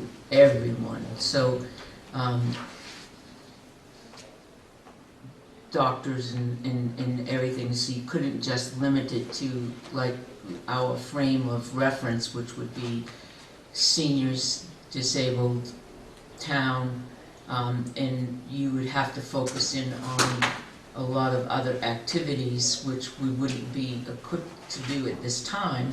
So we could say 1 day a week or 1 day a month, like the first or the third when everybody gets their checks, we can have a day and a driver assigned to say, we're gonna go to Walmart on such and such, or every Friday we're gonna go to Walmart in Market Basket, and that would suffice for our weekly shopping trip, and then have phone calls to say, you know, I need to go here or there. But our primary source would be try to get the people, the less advantaged seniors right now that are homebound, up to the senior center and getting them meals which they can't afford otherwise. They're not eating properly. And it could expand to our local neighboring towns as well, Samerton and Northfield, Belmont. A used vehicle or the? Used. Either, actually either could, yeah. But it's not an issue to go to Northfield and pick No, look at it. no, not at all. You just, because that's what we, with the current vehicles that are already in the region. For example, in Laconia, we have 2 vehicles in Laconia, but one is specific to going to like Meredith on Tuesdays and Alton on Thursdays. And we serve some of Belmont, a lot of Guilford, so that we serve some of the surrounding towns in addition to just that Laconia bus, but we call it the Laconia bus. So, yeah. The other thing is too, because we have such an ace mechanic, we know that we absolutely feel very certain. We've heard a that- lot about you. So what happens, kind of what happens is that there's a state auction and there's also a direct, some companies that give up their vans and go for other 5310 monies and get new vans, they give up their vans, and so they do a sealed bid. So what we could do is go with our mechanic and say, oh, what do you think about this one, or what do you think about that one, and we could get a pretty decent one for less than what we've set aside for our match money. So we set aside $6,000, so what Cap is saying, that anywhere from $3,000 to $6,000 we could pick up a very good, inspectable. Where? What's the model and all? They're Ford, body on chassis, typically 350 up to 450 model engine models. With the Ricon, Most of them now are actually Ron. Ron's. But the one that we had talked about with the other was a Ricon. Yeah. Our Sprinters. Sprinters typically have Ricons. Have so they're Ricons. really small, yeah. Right. Where 12 would I- passenger. Where would I look to find a used one of these? No, you cannot steal from our No, idea. I'm trying to see where you're coming from. It's like, So I there's got a- an auto trader to look most anything up. Am I gonna find a You might. cap style? Yeah, you might actually, Yes. there's some on there. I'm just- But we, most of them go through the state auction, White Farm State White Farm. Auction for the state of New Hampshire. That's an easy way for agencies like ours who, we have a fleet of So 53. you're talking either May or October then? Correct, yeah, there's one coming up in May, and the next one is in October. And then, but there are a lot of agencies, we've done this the last few times, we've sold a couple vehicles, that we just do it as a public sale outright, and we advertise it in Craigslist, put the word out that we have a vehicle for sale. We state a price, and we have to take the best reasonable price out of it. It has to be open, fair. We can't just behind the scenes say, hey, I want your vehicle, give it to me, you know, for this amount of money. It has to be an open process. But a lot of agencies are doing it that way because they're actually getting better prices than going to state auction. State auction's not giving us great prices right now at this point, so, from an agency perspective. So we have to, where the stock is coming from, I think kind of answer your question. With a federally funded vehicle, we have to have a very clear maintenance plan and equipment plan for all those pieces of, all those vehicles that we have. And they reach their useful life at 6 years or 120,000 miles, or a combination of the two. According to them. According to. And then it reverts to the DOT. Right. It doesn't revert to the DOT, it has to be sold, and if it's under $5,000, we can use it to support the rest of our services. Typically, it goes into the match for the next vehicle. We use that sale proceeds for the match for the next vehicle that we're getting in. So there's a lot, well, not a lot, there's a good amount of vehicles across the state that folks, it's reached that 6-year, 100,000 mile mark, and they're rolling them over for another vehicle, and they're still in pretty decent shape, and they have some good life. 120,000 miles isn't that much. Not on My- the It's been century. maintained. My bus We're is talking what, 250,000. E350, 450s, you said? Question being, how much salt eating them if they're running through storm? I don't, They're being properly washed and maintained in the oil and Now, I'm not gonna lie, hard there's some stuff is clunkers taken out care there. of. I'm not gonna lie, there's some clunkers out there, there absolutely are. There's some agencies. And that's why we would take our ace mechanic with us. I just happen to know one. Yeah, at the auction, it's, Well, that's, So you do have an opportunity to go through and look at all the vehicles and go through all the vehicles. They allow you to do that before the bidding starts. so do we take one with all of these rules and regulations that are encapsulating us, and then we have to come up with this data, surveys, and say, okay, we're gonna use this.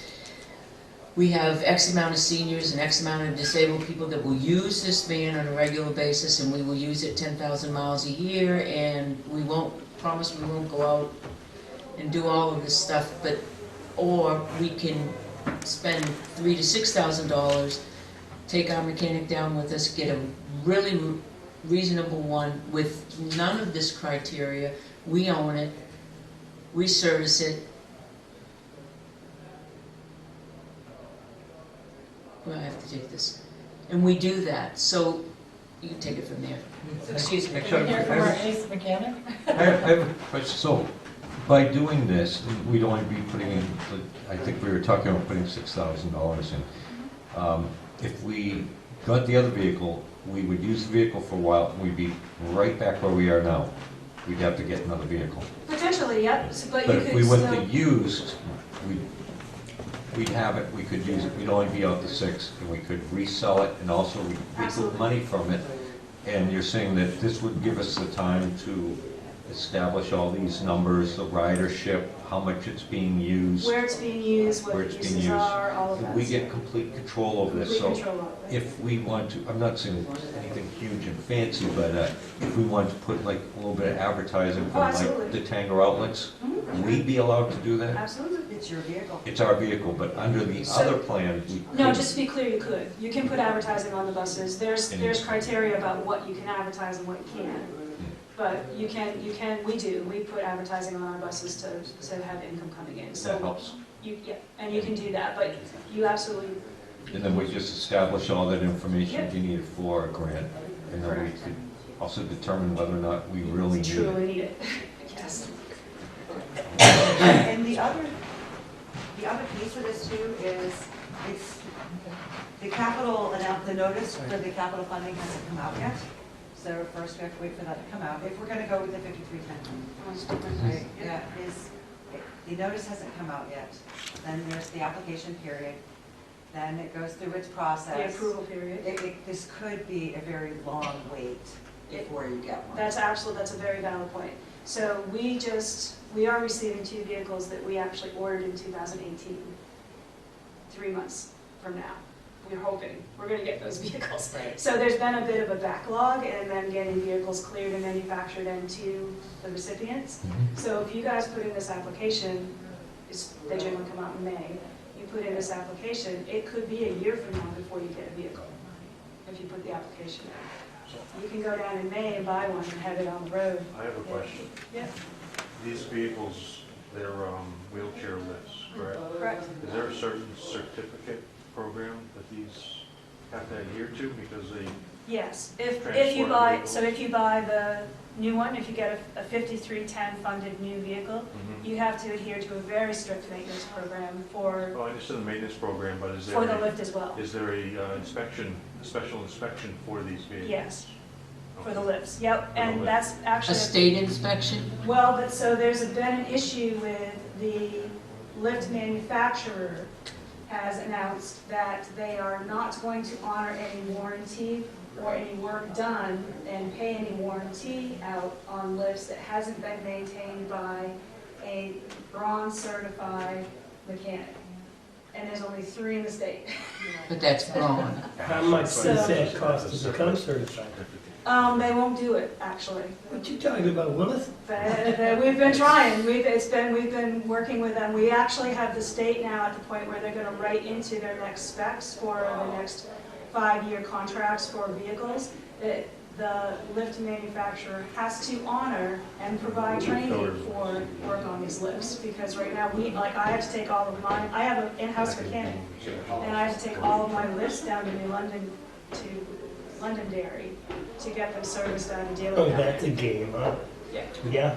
So we go with a van that has a Ricon. No, you can actually look, these used vehicles are all out of warranty. So you can get all the information you need. So they're not inspectable by the state. You don't have to have a certified inspection by the state, if that's your question. That was my question. Yeah. Is there a separate- On the used one compared to the new one, correct? Right, so what they're saying is that what you're asking is that do you have to be certified, and they're saying the warranty. If it's a brand new one, For a they brand new won't one, you would have honor to the not warranty. use Not for a used one. Correct. Right, but not for a used one. Okay. So we could go down and pick out, what do you think about the program as far as a used one, Kevin? I would always side on the used one, only because I know that with a good maintenance program in place, the used vehicle will last a long time. So as long as we make our first choice smart Yeah, and pick the right vehicle, we should be in good shape. good. And you have the right, if you're doing a private sale particularly, That's true. you can ask for the because we are all Maintenance. required to keep maintenance records. Sure. We have to have a book that has all the maintenance that's been done, where it's been done, how it's been done, the intervals, so you would have every right to ask a Maintenance buyer, history, to sure. ask a seller, hey, I'd really like to see the maintenance records for this vehicle. And you can actually see them, because I don't think you're gonna get that at the auction, but you definitely get that for a private sale. Private sale. And Cindy has training, Community Action has training for the drivers, specific 16-hour training.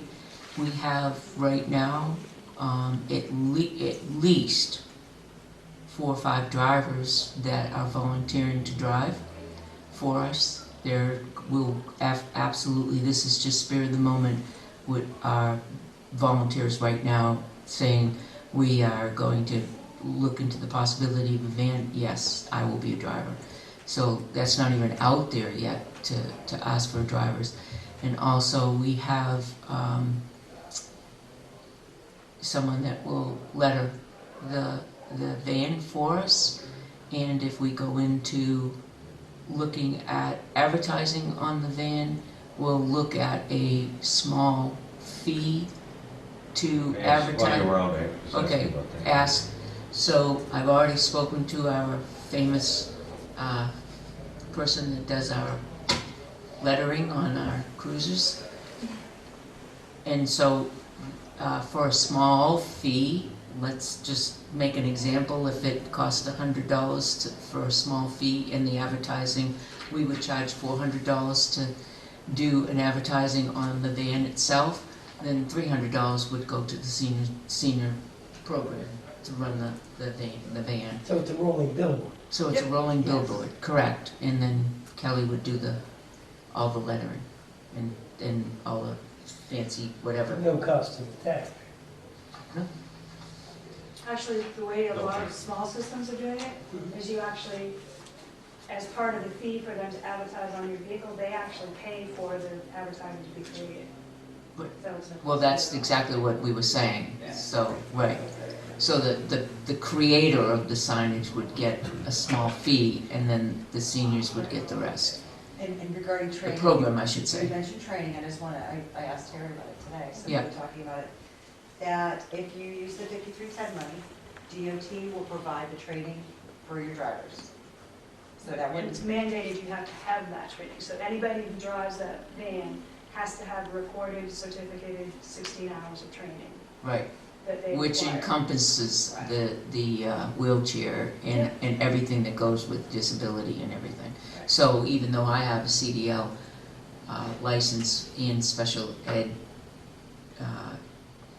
add-on to that, I still have to take that 16-hour course to drive for that, so, which I would.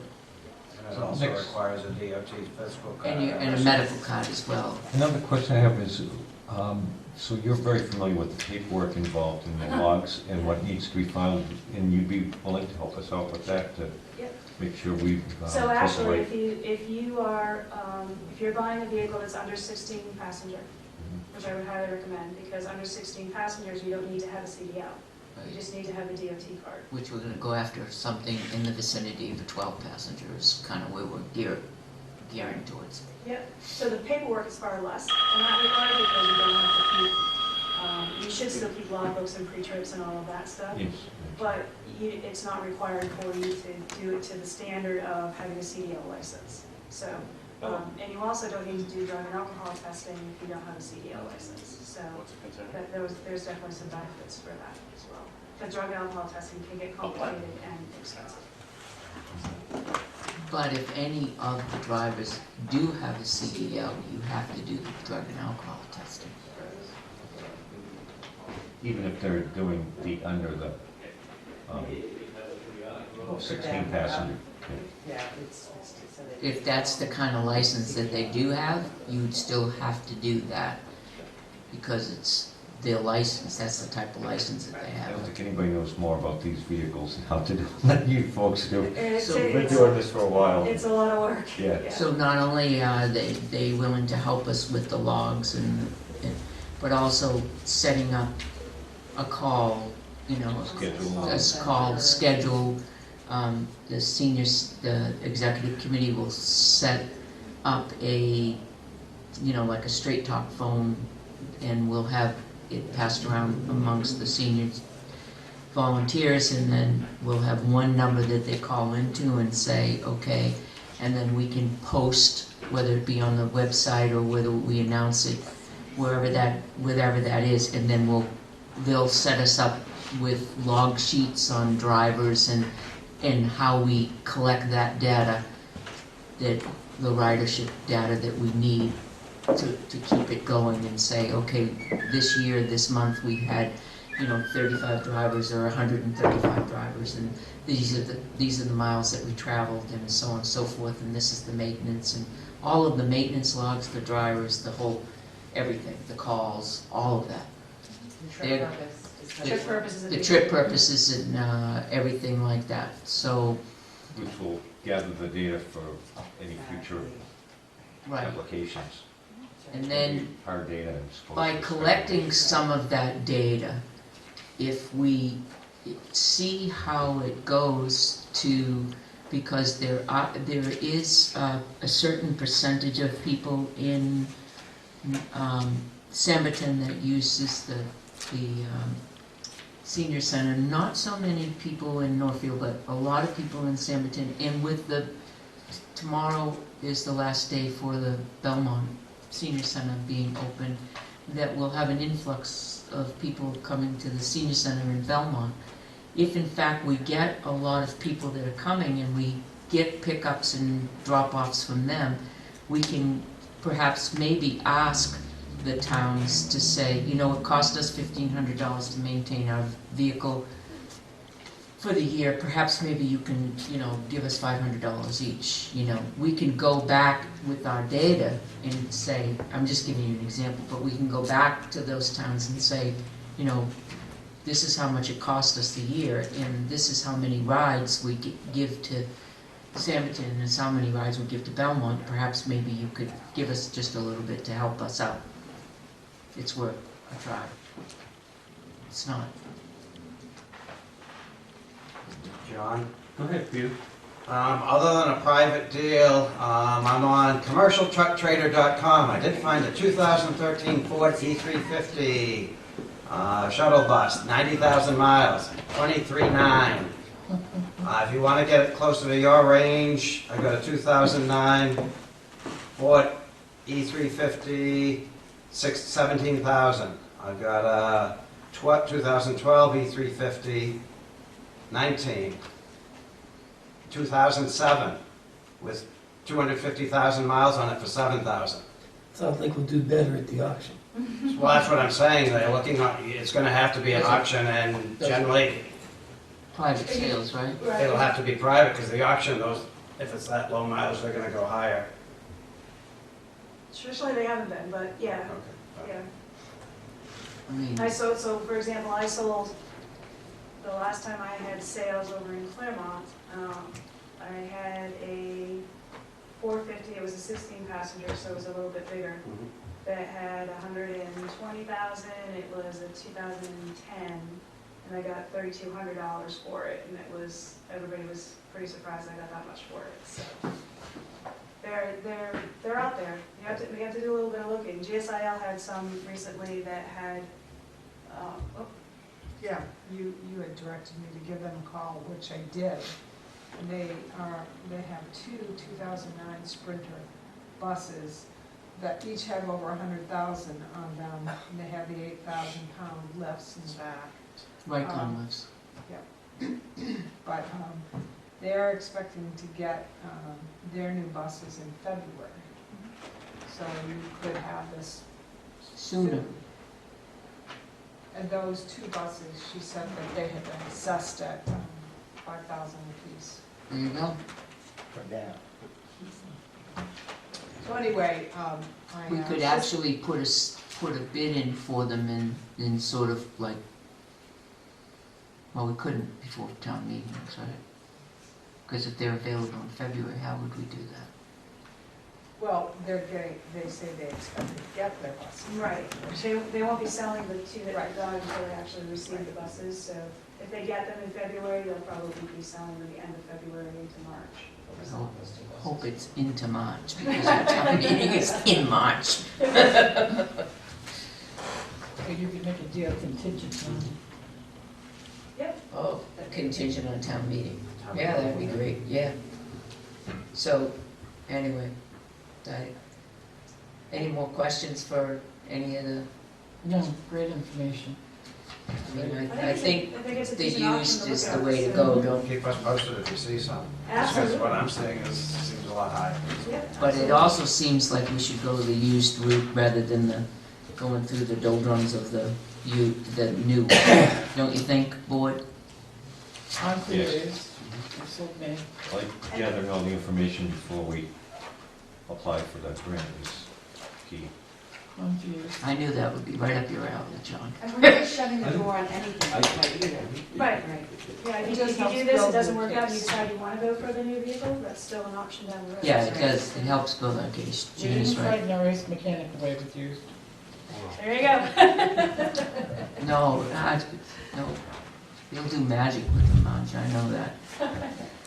But, thank you, Okay, thank you for thank you taking very the much. time. Thank you. Thank you for coming. No problem, appreciate having you have us. Thank you for taking the It's good to be time back out in the and space doing again. it. Pleasure to see you. Yeah, take care. Have a good night. Yeah, Good to see you. thanks, Cindy, appreciate it. I see so many people signing. The next thing on the agenda at 6:30, we have Jim Faverka, Tilton resident, on parking on Morrison Ave. I'm going to introduce myself and turn this over to Joe, who's the co-chair.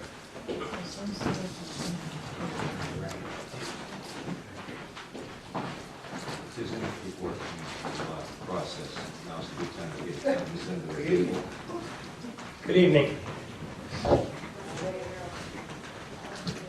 Okay. Let's keep it to one person talks at a time. Okay? One person talks at a time. Okay, so, would you like to, if I wasn't here last week, would you please explain to me what the issue is? I'm going back to what we got. Short and sweet. Short and Give me sweet. the Reader's Digest version. I've read emails, I've seen pictures, I've got descriptions from various people, I talked to the police officer. Okay. I'm not completely in the dark here, but I would like to hear what you have to say. Okay. Well, I'll start back to the day I went the latest chapter in the saga Dave and Jim started. I'd gone skiing, I come back, and my neighbor texted me and said, Dave's over there lugging big, huge boulders of ice and snow to block your way out of here, to make it hard for you to leave. I said, okay, well. He had done something similar to that. My neighbor doesn't like me. I get along with everybody else, almost. But he's done things like, he's done a lot of stuff. I'm not going to get into it anyway. Not to cut you off, but to cut you off, what does that have to do with the issue we're talking about here? Well, parking on the roadway during a snow day. What I'd like to do is to solve that problem. If there's a problem with your neighbor, chief of police is right there, and I'm sure he'd be glad to talk to you. Well, that was a problem. I says, I'll probably never ever call the Tilton police ever again. Because they came and they told him not to do that. And then all of a sudden, everybody started showing up and telling me that suddenly, after 20 years, I'm illegally parking. After 20 years. Actually, it's longer than that. There's people down the street that have been here 38 years. And there's never been a problem. The house is taxed. You've seen the tax document? Mm-hmm. Okay, the house is taxed. With that, the landlady bought that house with, thinking she had a front driveway for whoever would buy or rent. Now you can imagine her chagrin to find out that suddenly she doesn't have that driveway in the house that she bought in 1998. So all of a sudden everybody's showing up telling me we gotta move the car. And we're like, why? Oh, because of this and this, and a couple of feet there. All of a sudden it's a big to-do. It's like our little Guthrie story, you know, over some litter. And so, you know, and then we told the landlady, and the landlady sent you all a letter that she's going to take you to court. If this isn't settled the way we want it and the way she wants it, you know, I mean, that's all up to you. Because we've been there 20 years. We're good tenants. She's a good landlady. We give and take, you know, and we get along great with the family. Okay, so we're still back to the parking. I understand you're a great renter or leaser. I'm hard of hearing too. Okay, me too. I understand that you pay your rent and she's a good landlady and all of this. Okay. But do you have what do you suggest? If we don't give you what you want, you're gonna take us to court. Okay. Well, no, that's what what she said. You want? That's what she said. That's what she said. I'm relaying. Are you her, ma'am? No. Are you her? No, she's in Florida, she's not here. She'd be here if she was in the States. Yeah, she lives in Florida during the winter, and she's back Valerie here. Fife is the property owner. Who? Valerie Fife. Oh, really? Yeah. She's from Canterbury, right? Yeah, nice. Poor Pete's in a home now. He's a funny guy. Okay, you have Anyway, so we're just your saying. deed documents showing where your landline, your boundary lines are, and you have all of these things, right? She has them. She has them. Yeah, I mean, my neighbor found the tax card. I said, look at that, undeveloped driveway, land valuation rating 90. Okay. And she's paying taxes on that. And now we can't. That little spot in front of the building. Hmm? That spot in front of the building. Yeah. That's the undeveloped driveway. It's not paved over, and it got paved over when the town repaved the road and they put in asphalt right up to the edge of our porch so that they would have good drainage. Otherwise, it would have gone into your house. It was going into the house. Yeah. Well, yeah, it probably was a problem with everybody, but it comes down like Niagara Falls on that street when there's a downpour. Just the way it's designed. So, so they did that, and and that was years and years and years ago. Of course, they have to tear up that street every once in a while. You know, it bubbles up. One day it bubbled up like a like a balloon, and then they had to go in there and clean it up. But it's there for drainage, but the lines are still there underneath. I mean. Yeah, it would still be your property. Yeah. So as long as you're not parking in the road, there's no problem, right? Well,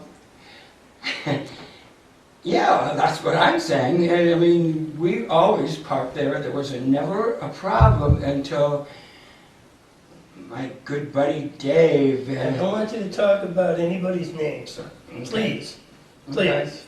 All right? Well, it wouldn't happen if I hadn't said If somebody anything. complained, then they complain. But we're beyond that complaint now to try to find some kind of Okay, solution. we're dealing with a civil matter now. That's we are. Any issues you have with your neighbors, you have to deal with that yourself. I haven't talked to him in 6 years. Well, there you go. Seems like you have dealt with it. So at this point, how wide is that road, Kathy? Well, I didn't read all of the road book, but the selectmen laid out was 40 feet. I So measured that's it, it's 20 30. feet, 20 feet from the center line, correct? Is town property? So, as I said, I didn't read everything that went with it, Right. and those can be prescriptive. So we have to do research. We're gonna need to do some more research.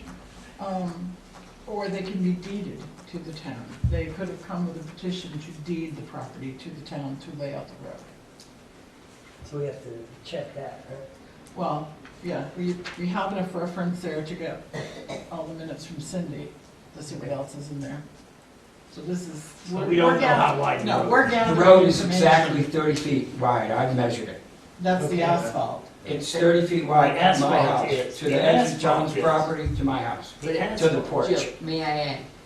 It's 30 feet at his house. Just above his house, it's 23 and a half feet. Just below his house is 26 feet. So it's not exact. Well, the road width, The road width varies all up and down Morrison Avenue. yeah, but we Yeah, still own, but- the town still has a Can I certain clarify that? distance from the center line, correct? If you look at the road book, the way the road book laid out, Catherine read 40 feet. So there's an easement underneath wherever of 40 feet. Well, unless the property was deeded to the town. Right. This took place quite a while ago. So we have to research more to figure that out. Yeah, Well, she's right about the 23, because when I measured 30, it was from the edge of John's property to the edge of my porch. And the landlady said she owns 7 feet out. So there's your 23 feet. Yeah, the landlady said she owns 7 feet out. That's where you saw the picture of the dirt I parking did. I lot? was right there today, saw your vehicle, a vehicle, parked up toward the door end, I guess. Yeah. And it was about 6 inches from the building, maybe, and 4 inches onto the black. So if you actually measure the swale from the porch to the edge of the pavement, if you're looking at the house, if you go up on the north side, it's 7 feet. If you go down on the bottom side, it's about 6.5 feet. So if you're parking the vehicle, you can easily get the little gray vehicle, the little silver vehicle. You can easily get that, all 4 tires easily on, and it looks like it's off the road. But down on the bottom, behind it, you can't get all 4 tires on it because it's only 6.5 feet. So From the new paving, the repave. the way it kind of goes like this. Okay. Peter? We have a 40-foot right-of-way that between 22 and 30 feet is paved, which means we have more area. My concern will be is that Public Works is plowing and they hit your vehicle and it's in the right-of-way. That's your fault, not the town's, no different than like mailboxes. So that's why I'm trying to look at a resolve. I've got to find out. Well, nobody's hit it in 20 years, and if they were to hit it suddenly, I'd be deeply suspicious. So I've got a question that would be for Chief Cormier in the back. Can you tell me about the parking ban? Is this a first-year thing? This is an every-year thing? Who institutes the parking ban and under what authority? So, I mean, we work with highway on it, obviously, they post it and we enforce it. And so, in the last year, one of my officers is kind of taking the initiative to take over the winter parking ban, and he's patrolling all the streets and working with highway to see where signs are missing, and just making sure that it's enforced, and he's trying to do the entire town to make sure all the streets are posted and that people aren't in the way of the plows when they come through. And so he's been working closely with highway on some of the tree streets downtown, and so I think he was the officer that responded and then contacted highway to get a second opinion on it. You know, if the vehicle's impeding their trucks, then we're gonna get called.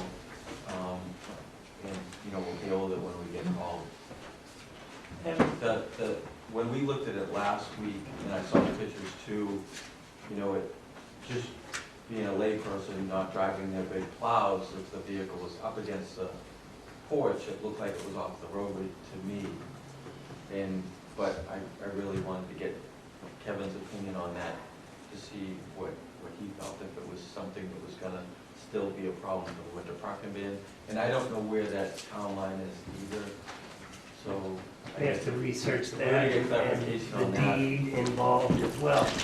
Kevin, Yes. now, if there is a car parked off the roadway, even if it's a half inch off the roadway, it's off the roadway.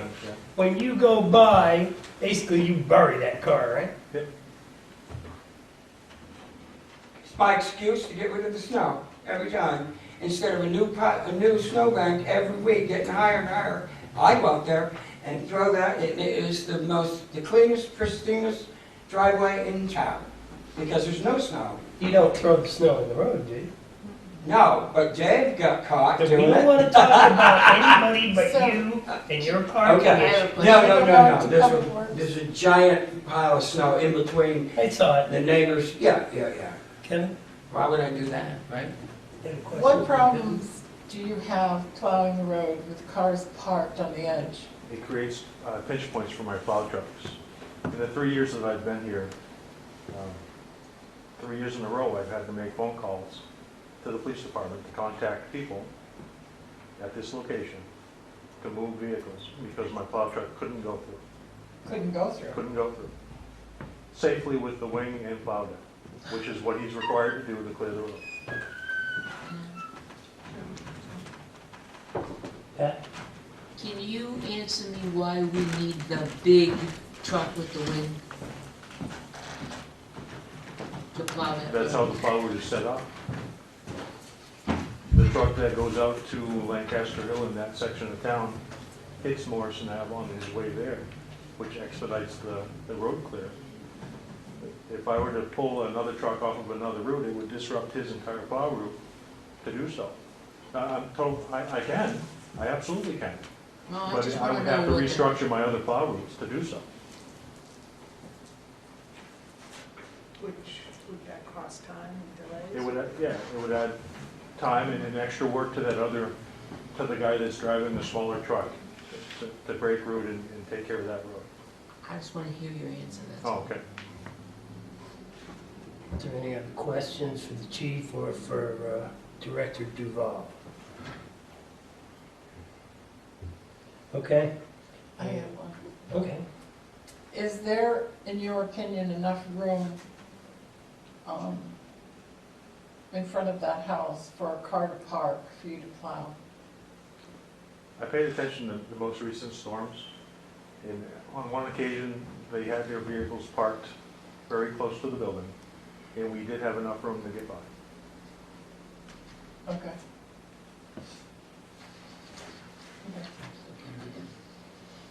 Okay, at this point, we're gonna have to do some research. You have to find out, check the road book and find out exactly how wide the road is, where it's actually laid out and stuff. The only thing I can tell you, in the very shortest of terms, don't park in the road. Well, we haven't been.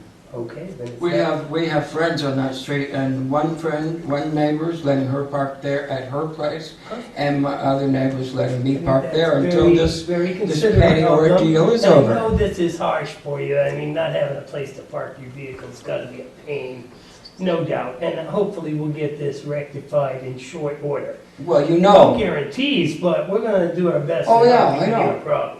I know, I mean, I was happy with the meeting last week. Everybody seems to be very open, but, what was I gonna say? You were happy? Now I'm happy. Yeah.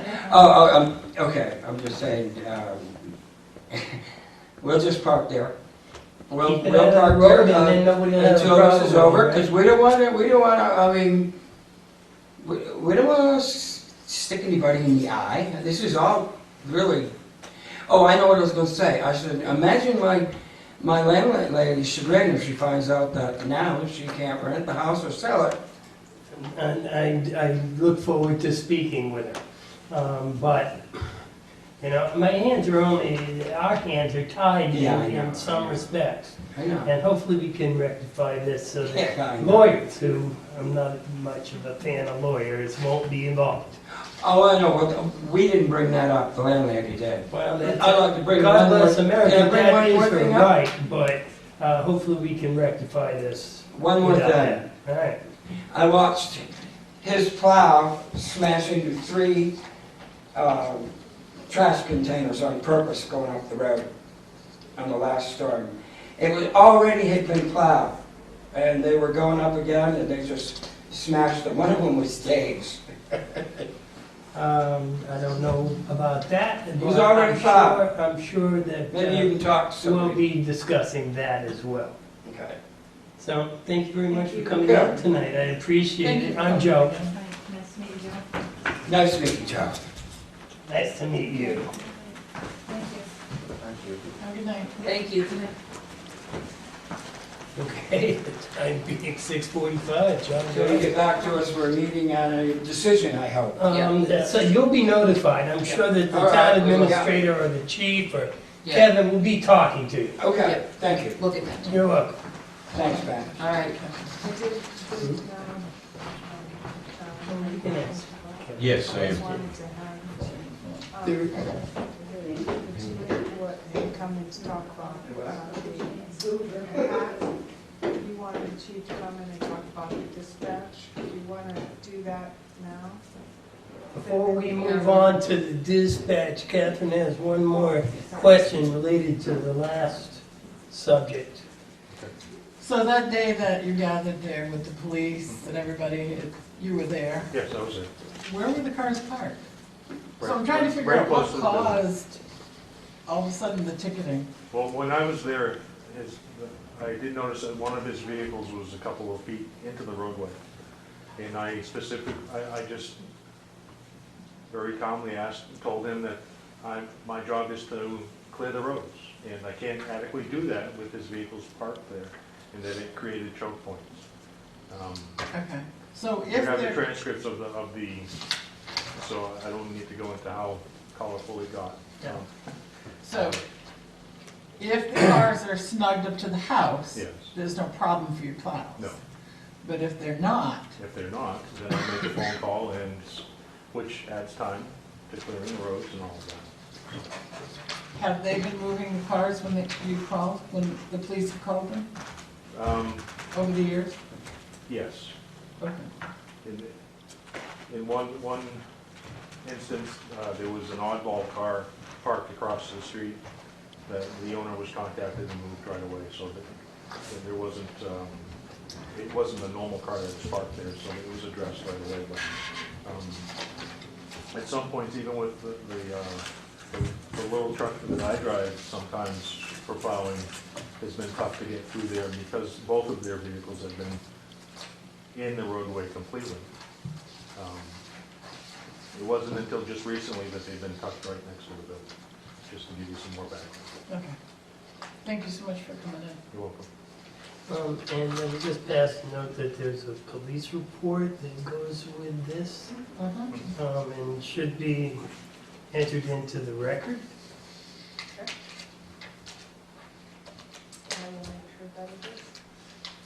all the information should be entered into the record. Okay. Just to give a little bit more background, when Officer Morrison and I went to talk to this gentleman to come up with a solution, I could tell that it was quickly escalating. So I had made the suggestion of bringing it in front of the board for a decision. I knew that it wasn't anything that Officer Morrison and I could come up with that would help this resident.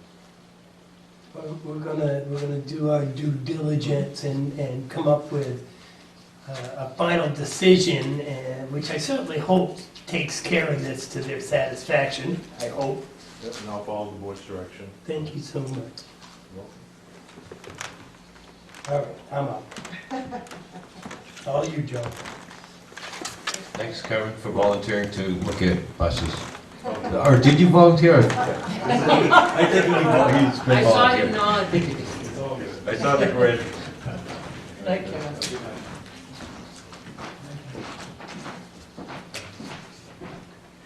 Okay, so we have the chief that's here for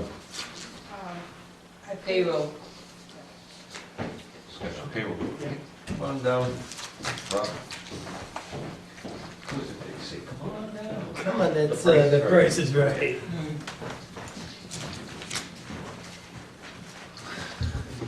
Chief?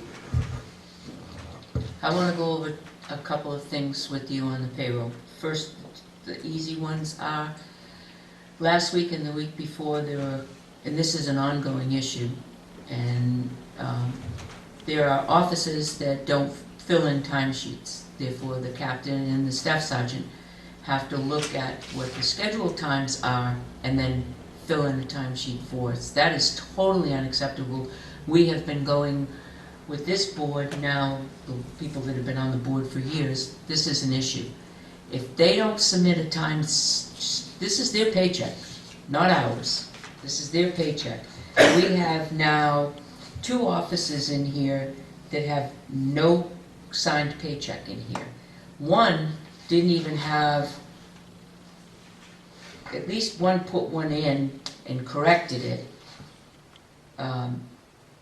It had to be corrected because it was all wrong, and that initial one was signed. The second one didn't have a signature because it was corrected by the captain.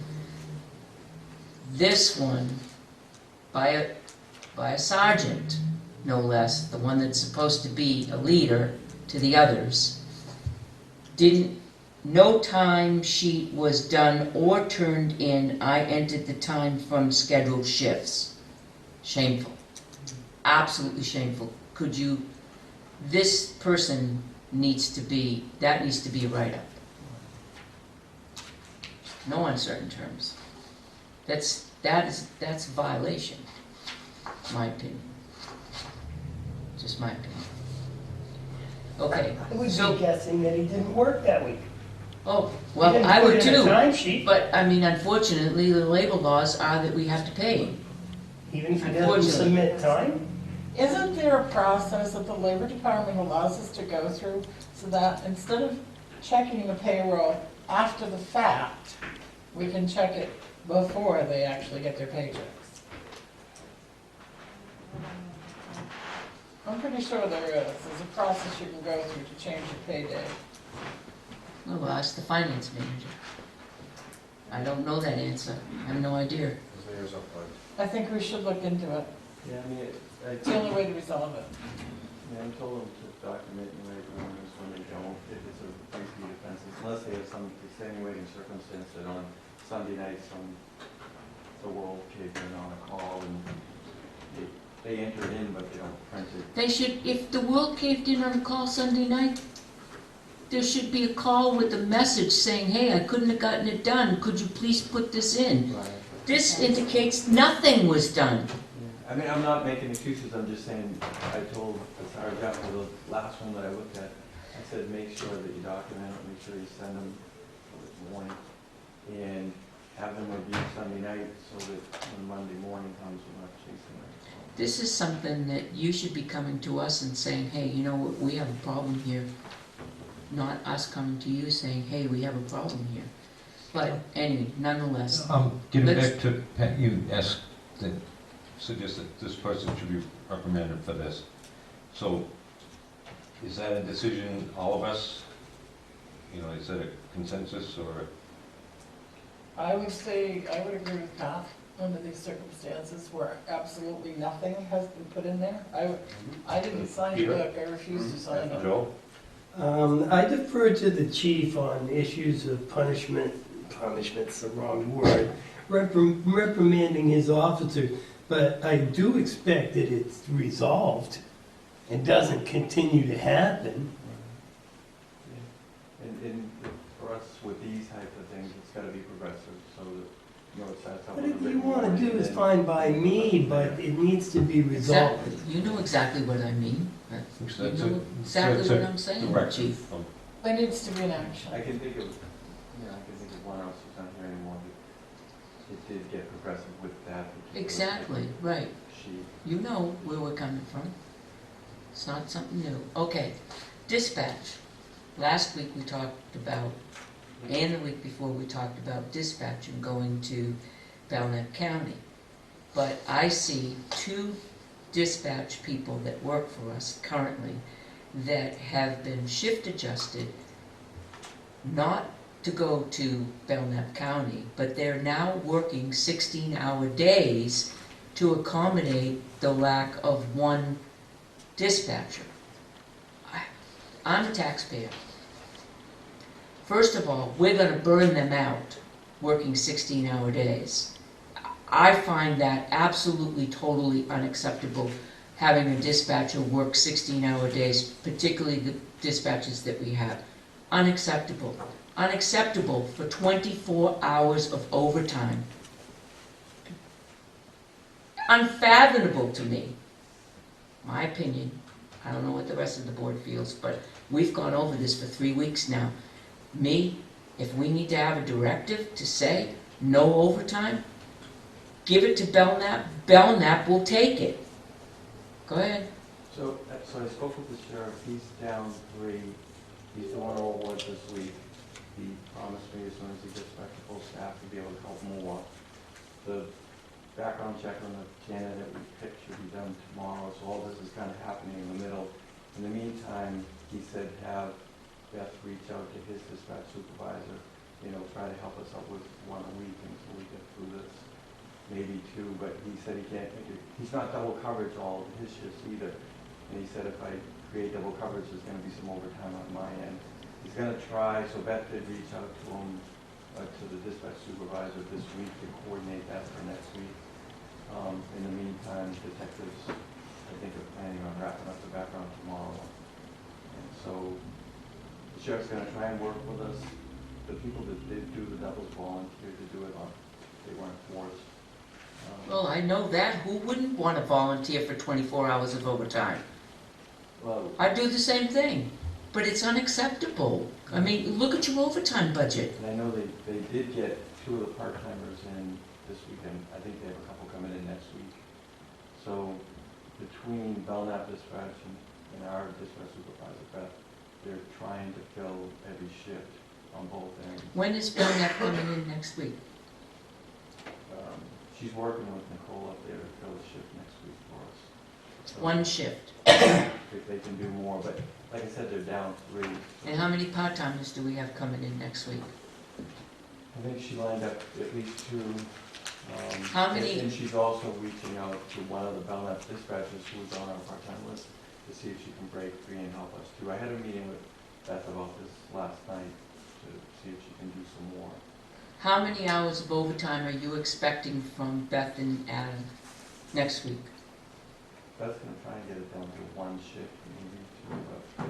That's our goal is 16 to get it hours of down- overtime. To get it down to 1. That's each 16 hours of overtime. That's 32 hours of overtime in I even dispatch. asked her if she can get part-timers or full-timers to come in for half, so that we cut it back. I mean, just, if Belknap was full staff, I think it would be easier to give them more shifts.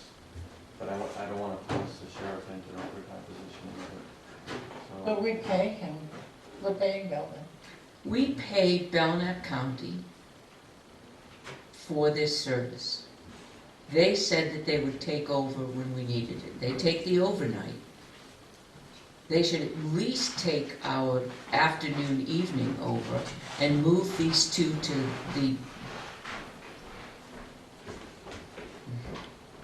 I just think it's unacceptable. We need to call Belknap and say, we're closed after 5, we're closed after 4, and take over the shift. We just can't afford to do this on overtime. Because then we accept this person next week, they give a 2-week period, we're gonna end up with hundreds of hours of overtime by the time we get this new person in. I mean, this one's trained, so He still has to give a couple of weeks' notice where he's at. yeah. I mean, tomorrow, we'll hopefully wrap this up and he'll give us his start date. So, tomorrow. Obviously, if I bring the PAR. You have to board- still bring it and get it approved next week. Once you get it approved next week, he's not gonna give you a date of when he can leave until it's approved by the Board of Selectmen. He's not gonna go into his boss and say, I've got a job here in Tilton until it's approved next week. Then he gives a 2-week, time to, that's 3 weeks.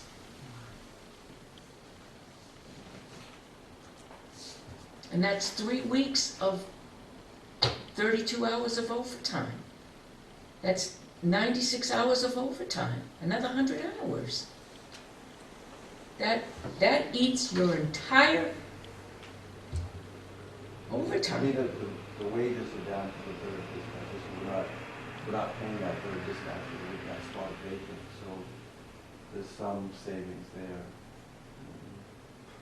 But it's still not overtime. You're not getting it. I think that if I can get Belknap to take 2 shifts a week. Someone else take over, I'm it's just the most I can being get. talked in circles here and nobody's helping out here.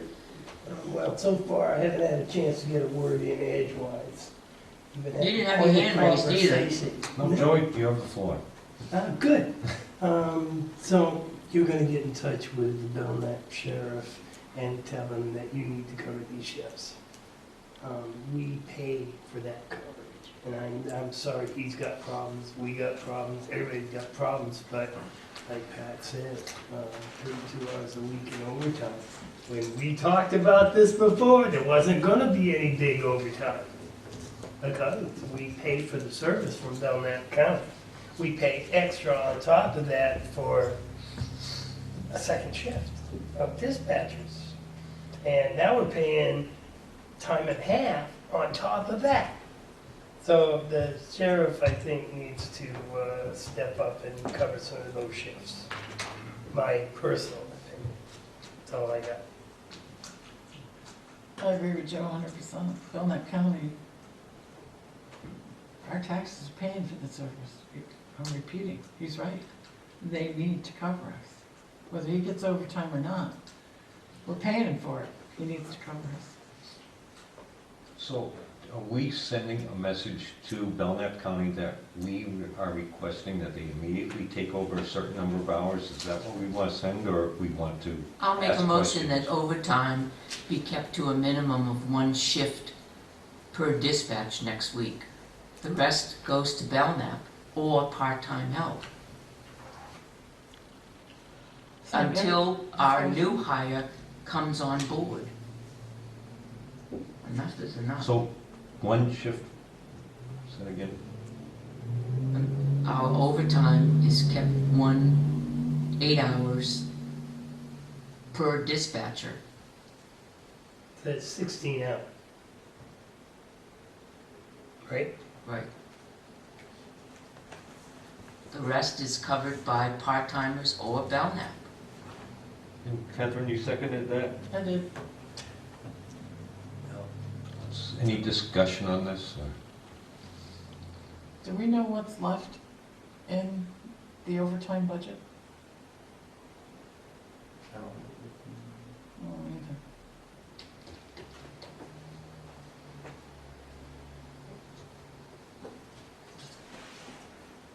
Go ahead. You go ahead, Jason.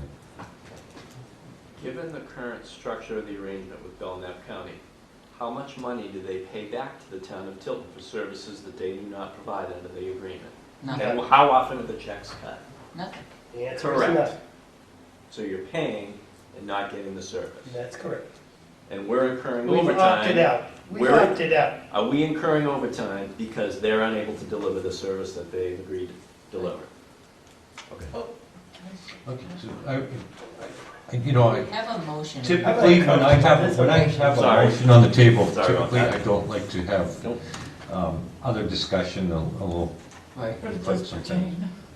Well, there's a motion on the table and discussion is limited to The that. selectmen. And if somebody that's at the Board of Selectmen table would like to ask a specific question of somebody that might have an answer to help clarify their That would vote be- or their opinion, then that would be, okay, but Jason throws his bits in here everywhere. and I'm just I'll trying to get and I- how it works. Well, I'm just as concerned what's going out to the public, is all. Right, go ahead. And, I mean, I personally spoke to the sheriff when we were going to dispatch, and they needed to know what we were going to do for dispatch, because they have to hire to cover, you know, if they know they're gonna be doing Tilton, we're not gonna do 24 hours, we're gonna be just the day shift, they know that they're gonna have to hire people to cover when we don't have dispatchers.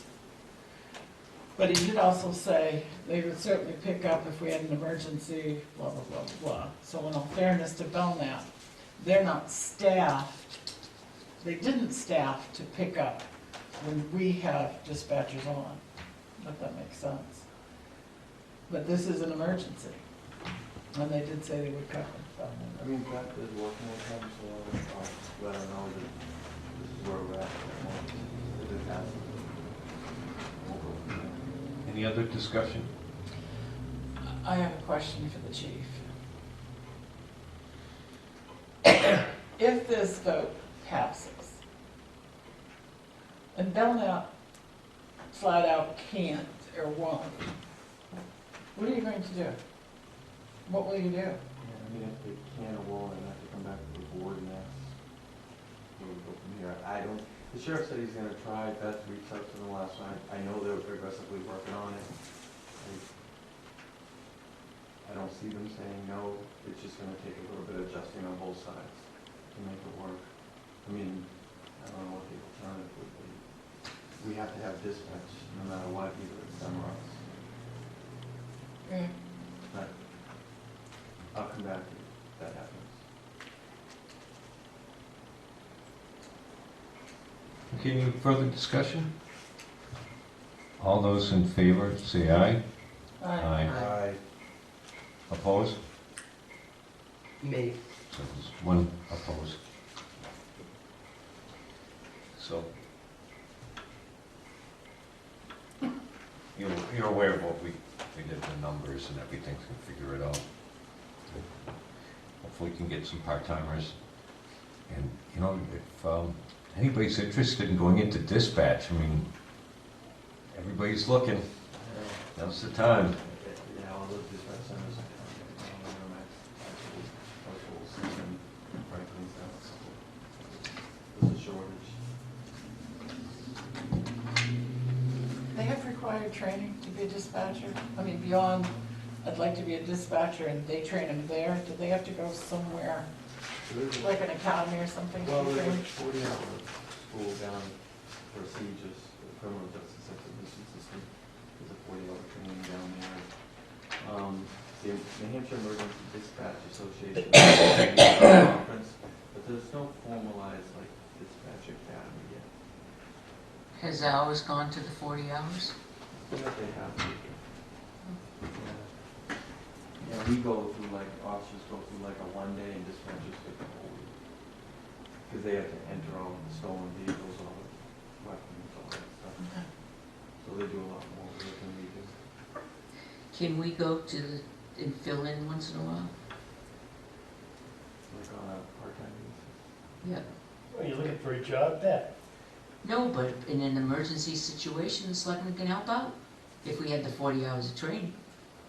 That's just a stupid idea. But we're that's all. about No, that's actually not a bad idea. 25 minutes past when we're supposed to be doing I just, it's So good we'll just keep information moving. for the public to have. Yeah, it's not on the. Just This is keep- just the keep other moving. business. Thank you, Chief.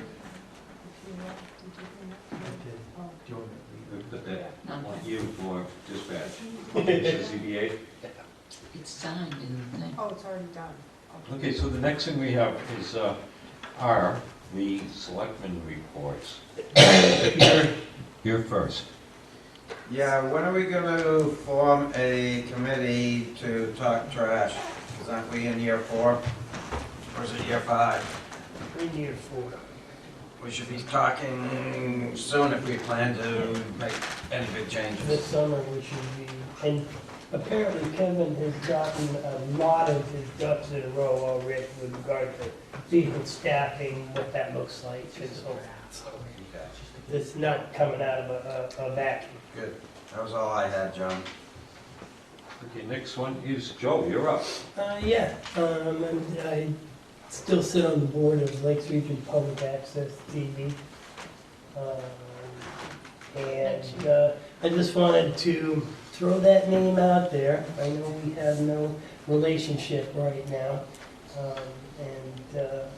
But Lakes Region Public Access has changed significantly.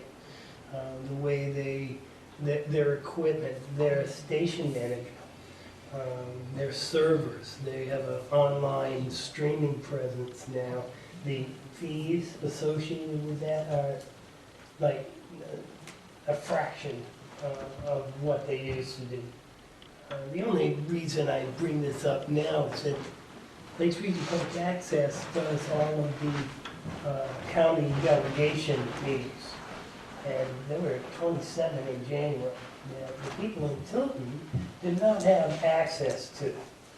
And so, just for no other reason, and then they keep having these things. Well, they could go, I'm sure, but they're gonna keep having these things, and Tilton residents don't have a semi-easy conduit to that information. So, just throwing it out there. I also have to have cable to get it though. If we cut the You cord, do. if I cut the cord, Then you're SO, well, So no, it doesn't- because there's a streaming. Of course, if you don't have computer or what have you, you can't get the streaming. But right now, they have nothing. If you don't have cable, I get it. I don't have cable. I couldn't watch it anyway. But there's a lot of people who might be really interested in that county delegation.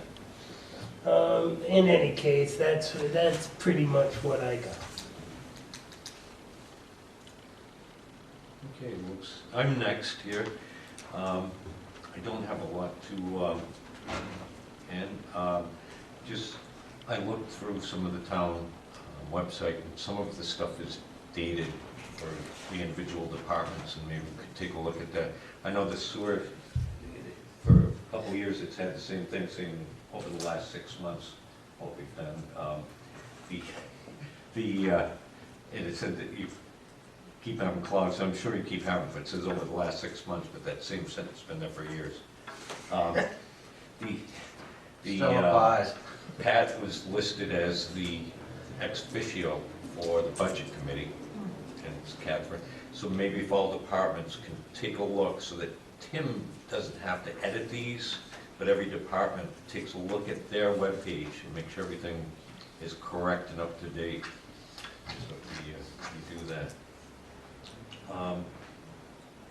But they're not, just to be clear, they won't be doing the editing, it will still be doing. No, they would have to go and clarify what is incorrect on it, or that. I believe the last opportunity to register or change parties or something is anybody familiar with that? Passed. Is this Saturday? No, it's passed, I I thought it was the believe. 30th. Tomorrow, Friday's the last day. No, so- he's saying to change parties. Oh, to change That's parties. To that's change done. parties is passed. Mhm. To register, To sign up for a position is tomorrow. tomorrow is to sign up for a position. And you have to be face to face. You have to come in. But you can register to vote at town meeting at the That's election. At correct. the election. Okay, somebody was asking me about that. That's all I have. Next is Pat. I have, later at the end of the meeting, I have an update on the CBA.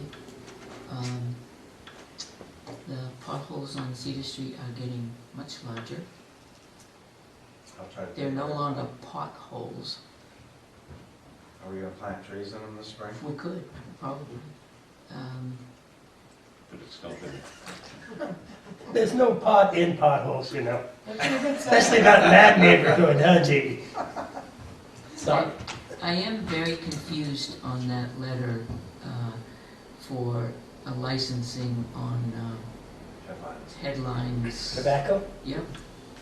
Are they looking for tobacco? Because the second paragraph says liquor license. So is it tobacco or is it liquor license? They handle, the liquor commission License handles is the that. umbrella for Yeah. And vaping? if you remember, if you followed it in the newspaper, this was it's all over the newspapers in Laconia, and it's the same property, it's the same person, only they happen to have a vape shop here in Tilton.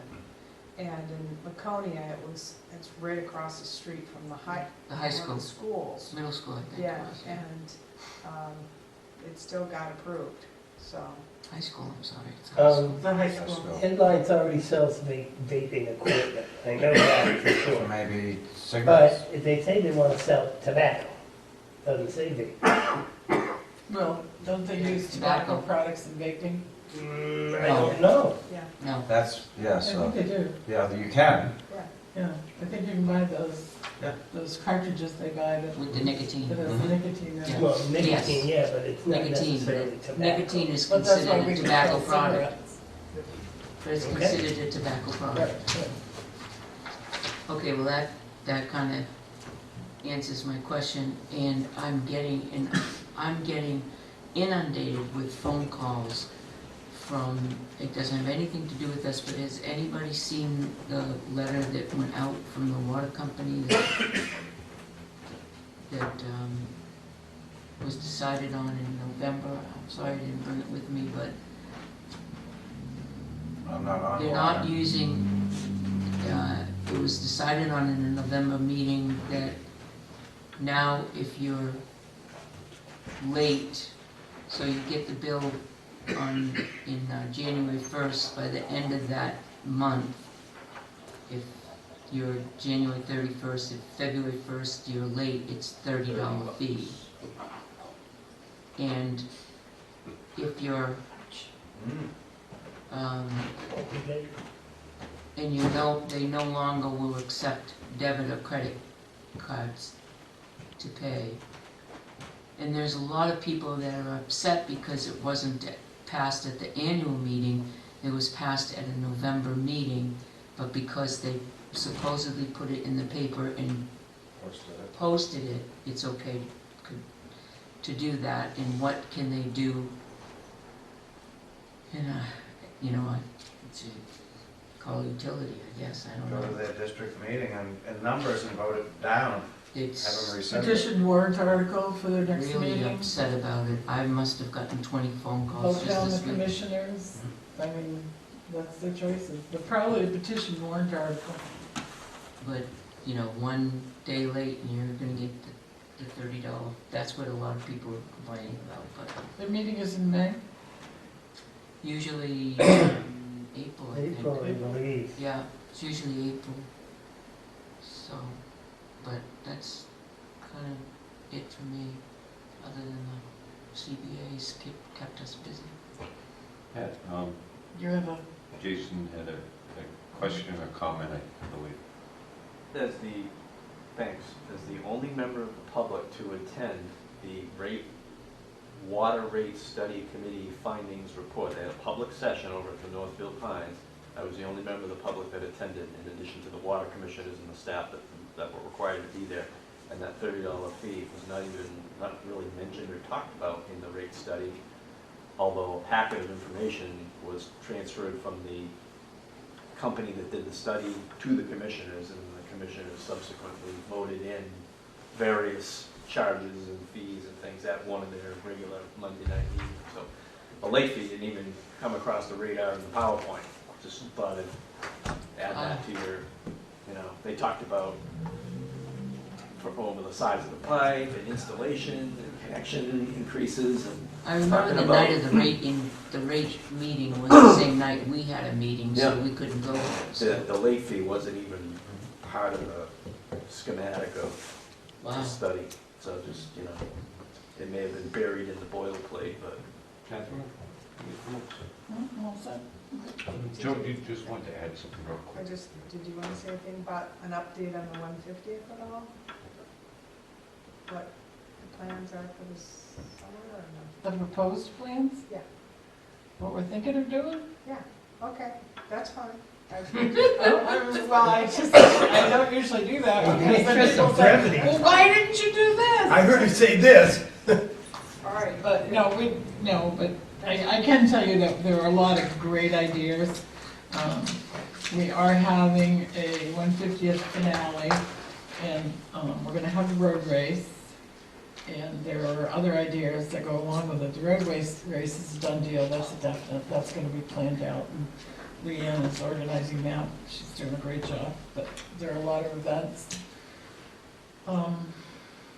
And we've talked about other events throughout the season, so that's shaped up. I'm looking forward to it. I will give you some definitive plans. Right now, it's just a road race. Joe has an add-on. Yeah, a couple of things I've forgotten, I should get them out here. On the weekend of February 8th, the Webster Lake Fishing Derby is being held at Webster Lake, and one of the prime sponsors for that is our very own Tilton Northfield Rotary Club. They're stocking it and manning it, and they've got Every Child Is Ours will be down there as well, Emily and that whole crowd. They'll be running the show in first 10 minutes. Yay. The other thing is that at the Pines on February 15th, from 12 to 2, is the, I want to say, 4th annual mac and cheese cook-off. For $5 for an adult, $3 for a kid, it's all you can eat macaroni and cheese. They have, last year we had 12 different entrants, I guess, and you go in and you try, there were dessert mac and cheeses, and there were barbecue mac and cheese. I had crab mac and cheese, and I am the reigning champion. I've got the trophy, me and Joey. So anybody who thinks they can make mac and cheese, get in touch with Sam or Brittany over at the Pines, and they'll hook you right up. I think it costs $20 to get in or something. There's no prizes, there's just glory, and the money goes to the Pines and their operation. Did you have a crap? I had, so this year is the birthday, the 10th birthday of the senior center, so I know, isn't that exciting? So looking in the future in May, we're really excited because we're gonna have a dinner dance kind of thing, an evening at La Pièce. It's gonna be a roasting of the chief. Tickets will be available soon. We're gonna have a meeting about that really soon. So look forward to it. It's gonna be the first week in May, right? May 8th or something. May 8th, something like that. Okay. All right. We're going to just go right into town administrator's report. All right, so you have my report. The first item is to confirm with you the February 11th election as selectmen. You are required by the state to be there from 7 a.m. to 7 p.m., all 5 selectmen. If you can't be there, you need to have a designee stand in for you. So I talked to Chuck today just to see if he was all set, and I just wanted to circle back to you all to let me know. I have a replacement on February 11th, Sandy Plessner. For the whole day? For most of the day, I'll be chiming in around 4. Okay. And then the same at March 11th, 10th, whatever our town election is. All right. What about you, Peter? I may be using Richard Olson to cover for me. I may have an appointment down in Concord that day. If I don't, I may share him with Catherine. Okay, so would he be there filling in the whole day? No, just the time. I'm not going to. Do you know what that is? Because I'm trying to give Chuck an answer about when you're going to be there. and- I've got to set the appointment. I'm waiting also with Catherine because she's trying to fill her slot. Okay, and Catherine, same thing? Yeah, oh, I haven't found anybody, people I've asked are from Northfield, I'm sorry. But, yeah, everybody has a job, and I did tell Chuck that so far I hadn't found anyone. Okay, But it's only for the morning. We have a very important inspection that morning, okay, and so it'd only be from 7 to 10. okay. And Joe? I'll be there start to finish, and I'll be there the day before, but the timing on that was still up in the air last I heard, so I'll have to, We don't have time for setup? 3, it's 3. no, saying, he said he was gonna get back to me, but 3 o'clock at the Well, high that's school? what we had questioned. Okay, works for me, I'll be there at 3. So you're bringing some of your crab mac and cheese, Joe? Presently, I'm seeking to try and find somebody that can cover for me. Jason, what are you doing on the 11th? Thank you. I'm gonna be behind the line holding Yeah. a sign, if at all. On the 11th? On February 11th, When's February He's 11th? running the for- presidential But you're running for president? Oh, Now, this is the If you could help out at all at any time, I'd super appreciate it. give you Or good if you know anybody exposure. else. But I can be there at approximately 4:15, 4:30 for the rest of the night, counting, so. And Chuck gave me a list of tasks that need to be done on election day, so I'll forward that to all of you. Okay. All right. The second item is, the police department wants to take ownership of a forfeiture vehicle through the federal forfeiture program. The vehicle will be used for drug investigations and surveillance. In order for them to take ownership, the Board of Selectmen need to approve the acceptance of the forfeited vehicle in writing. I have drafted that up. If you approve, we need your signatures. Not signing it unless it's a Lamborghini. It's not a Lamborghini. This isn't my device now. So you want the public to know what the They already outcome have is gonna be. one of those. This would be an additional one. I asked the question, it would be Why do additional. they need an additional one? take home fee. It's free, Well, except, but it's maintenance costs. but we That got it was- for free. He was being facetious. Oh. I was like, Well, it is for, drugs and surveillance, and I think that's a, well, I can understand if they wanted to replace the old one, because maybe it's not as, Because it's out there. Well, they now. know it by now. They know But it to by have now. a I second doubt it for one. the amount of stuff. The number of cases, did you read the police report? Okay. So far this year, having an extra car can't hurt. Where are we gonna park it?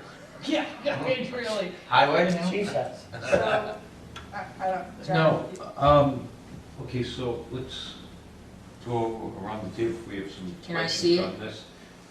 Yeah. Before I answer that. What, you want the Details, vehicle? please. Personally, I agree with Catherine. If you look at our vehicle list and our maintenance list, and including any other vehicles as such, and also the bus that we intend to get, That we comes have, first. and other vehicles that are parts cars, we have quite the extensive collection.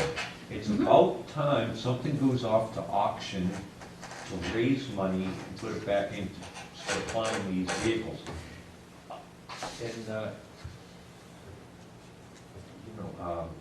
But it's a nice vehicle. I think it would be nice if we talked to the chief first, and he presented this to us when he was at this meeting tonight, and asked him, what's the plan with all these vehicles, and can we get rid of some? Can we take some of these out of service? They've been using one for all these years. And now all of a sudden they need two? No, Maybe that other one. this other one is falling apart. recent, What other one? the one that we have now. Right, they've had it for what? So at least 2, if not 3 years. Longer than that. No, No? And then they didn't, and that was our first one, right? No, they've had Second. it. That's the second one. They've So had like one I for said, years. they've had one car to use like yeah, that. we turned it. We have plenty of cruisers out there to use. Yeah, that'll be real good. We'll send the detectives out in the cruiser to They make don't these have to, we have undercover one they buys. can go out in. I mean, all of a sudden we need 2 I don't know. secretive cars? I I don't mean, I know. get the need of one. Except for Catherine, the one we have, you can tell when you look at them. Well, that's what I'm saying. Get rid This of one the you- one this we one you- have. Would you like to have Get the rid of chief the or one the we captain have. come in next week, or would you like to decide on this now? No, chief. Chief. If he can explain the need, He'll bring in someone it's a else to nice explain vehicle. it. It is a nice vehicle according to the, You know. A Lamborghini? no, Come on. not a great. We could have broke those and chased them down. We've expressed our concerns, and I'm sure Jeannie can convey those. Yeah. You guys are out of control tonight. It's getting near that 5. Oh, you gotta tighten the belt. Send the letter of support. I'm just trying to speed it along. Okay. Yeah, so do you want me to say? I do. Okay, did everyone read that part of my? Yes. Okay, so does everybody want me to send a letter of support? Yes. Yes. All right, Yeah. in the FYI, you'll see that working on we've scheduled an appointment or a meeting for the downtown parking. It's if we will be all at the school. February 11th at 6:30. Well, this is for the business owners. Oh, I see. Well, this is the same time as the election. That's what I'm saying, this is for the business owners. Okay. Well, I was hoping to be there. This is for business owners. Nobody knows parking though, like the people that set it up. It's just, Yeah, I was Just one of keep the ones that Sandy, actually created that parking ordinance. I mean, Find somebody to stand in for you at 6:30. okay. Okay. Right. I'll be there. Lakes Region Housing, and I was asked to serve on a panel to talk about options for our region's housing crisis. I would like to do it, but it would mean that most likely I would miss the April 16th meeting because it's from 4 to 6 in Laconia. Well, I think that's important information.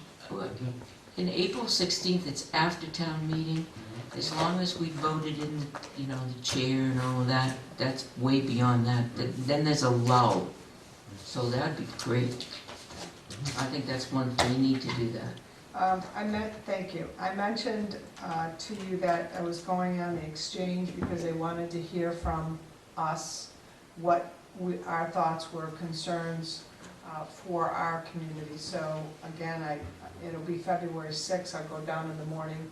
I should be back here by 9:30 or 10. But if you could just think about it a little bit, if there's anything that is particularly concerning to you as a select board that you'd like mentioned, things that you see facing Tilton. I mean, I think I have a pretty good idea, but, you know, you've been here much longer than me, so. Unfunded mandates. Yes. That would be up on my list. You probably already, that was one of yours already. Yes. Seems like the state legislature and the delegation up here are cutting their budgets by just passing it along to us. So nothing, we saved you money. No, you didn't. February 6th, your next meeting, NextEra Energy will be in front of you to talk about their solar project here in Tilton. Oh, is that the solar farm? Who is it? And NextEra. They're from out of state. Do they have any Or is that different? pre-information before they come? I have told them that they need to have that to me, and I sent them another email this morning reminding them that they would be better off to get the information to me so that I can get it to you before they show up. Is this a pilot request? I have no idea. Okay. That's why, they haven't told me anything, which That's is fine. why I said I need information. I know we asked the last time this happened for information, and they showed up with a flyer that was very vague. And it's very, That was a different group, wasn't it? It was a different group. It was That's on New Hampshire Solar Gardens, John, I think. and then there was Next Era, was Next Era, or Next Gen? They're all- That's all I have. We have a non-public and then we have a non-meeting. I have one announcement. Our Heather is a new grandmother. Really? Well, good for her. Congratulations, Heather. That's cute. Okay, so we have a non-public. So I'm going to go into, make a motion, we go into non-public as per RSA 91A:3, paragraph 2, C. Second. What does it say? Reputation. Second. Yes. Constantino, yes. Dawson, yes. Chessman, yes. Scanlon, yes. Okay, we are ready. At this time, I'd like to seal the minutes of the non-public session as they pertain to Reputation. reputation. I took the word out of my mouth. That's it. Okay. Permanently. Second. All those in favor, say aye. Aye. Aye. Aye. Aye. Motion to adjourn? Second. Aye. Aye. Aye. I thought that was non-bid. Well, no, we have to come out of the You meeting have to before vote. we go into the It's meeting. non-debatable, you can shoot it down. We are adjourned. You can shoot it down, right? Yeah, what's that? Motion to adjourn. It's not debatable, but you can vote no to not That's adjourn, correct. right? Right. Look, we've already moved on from this.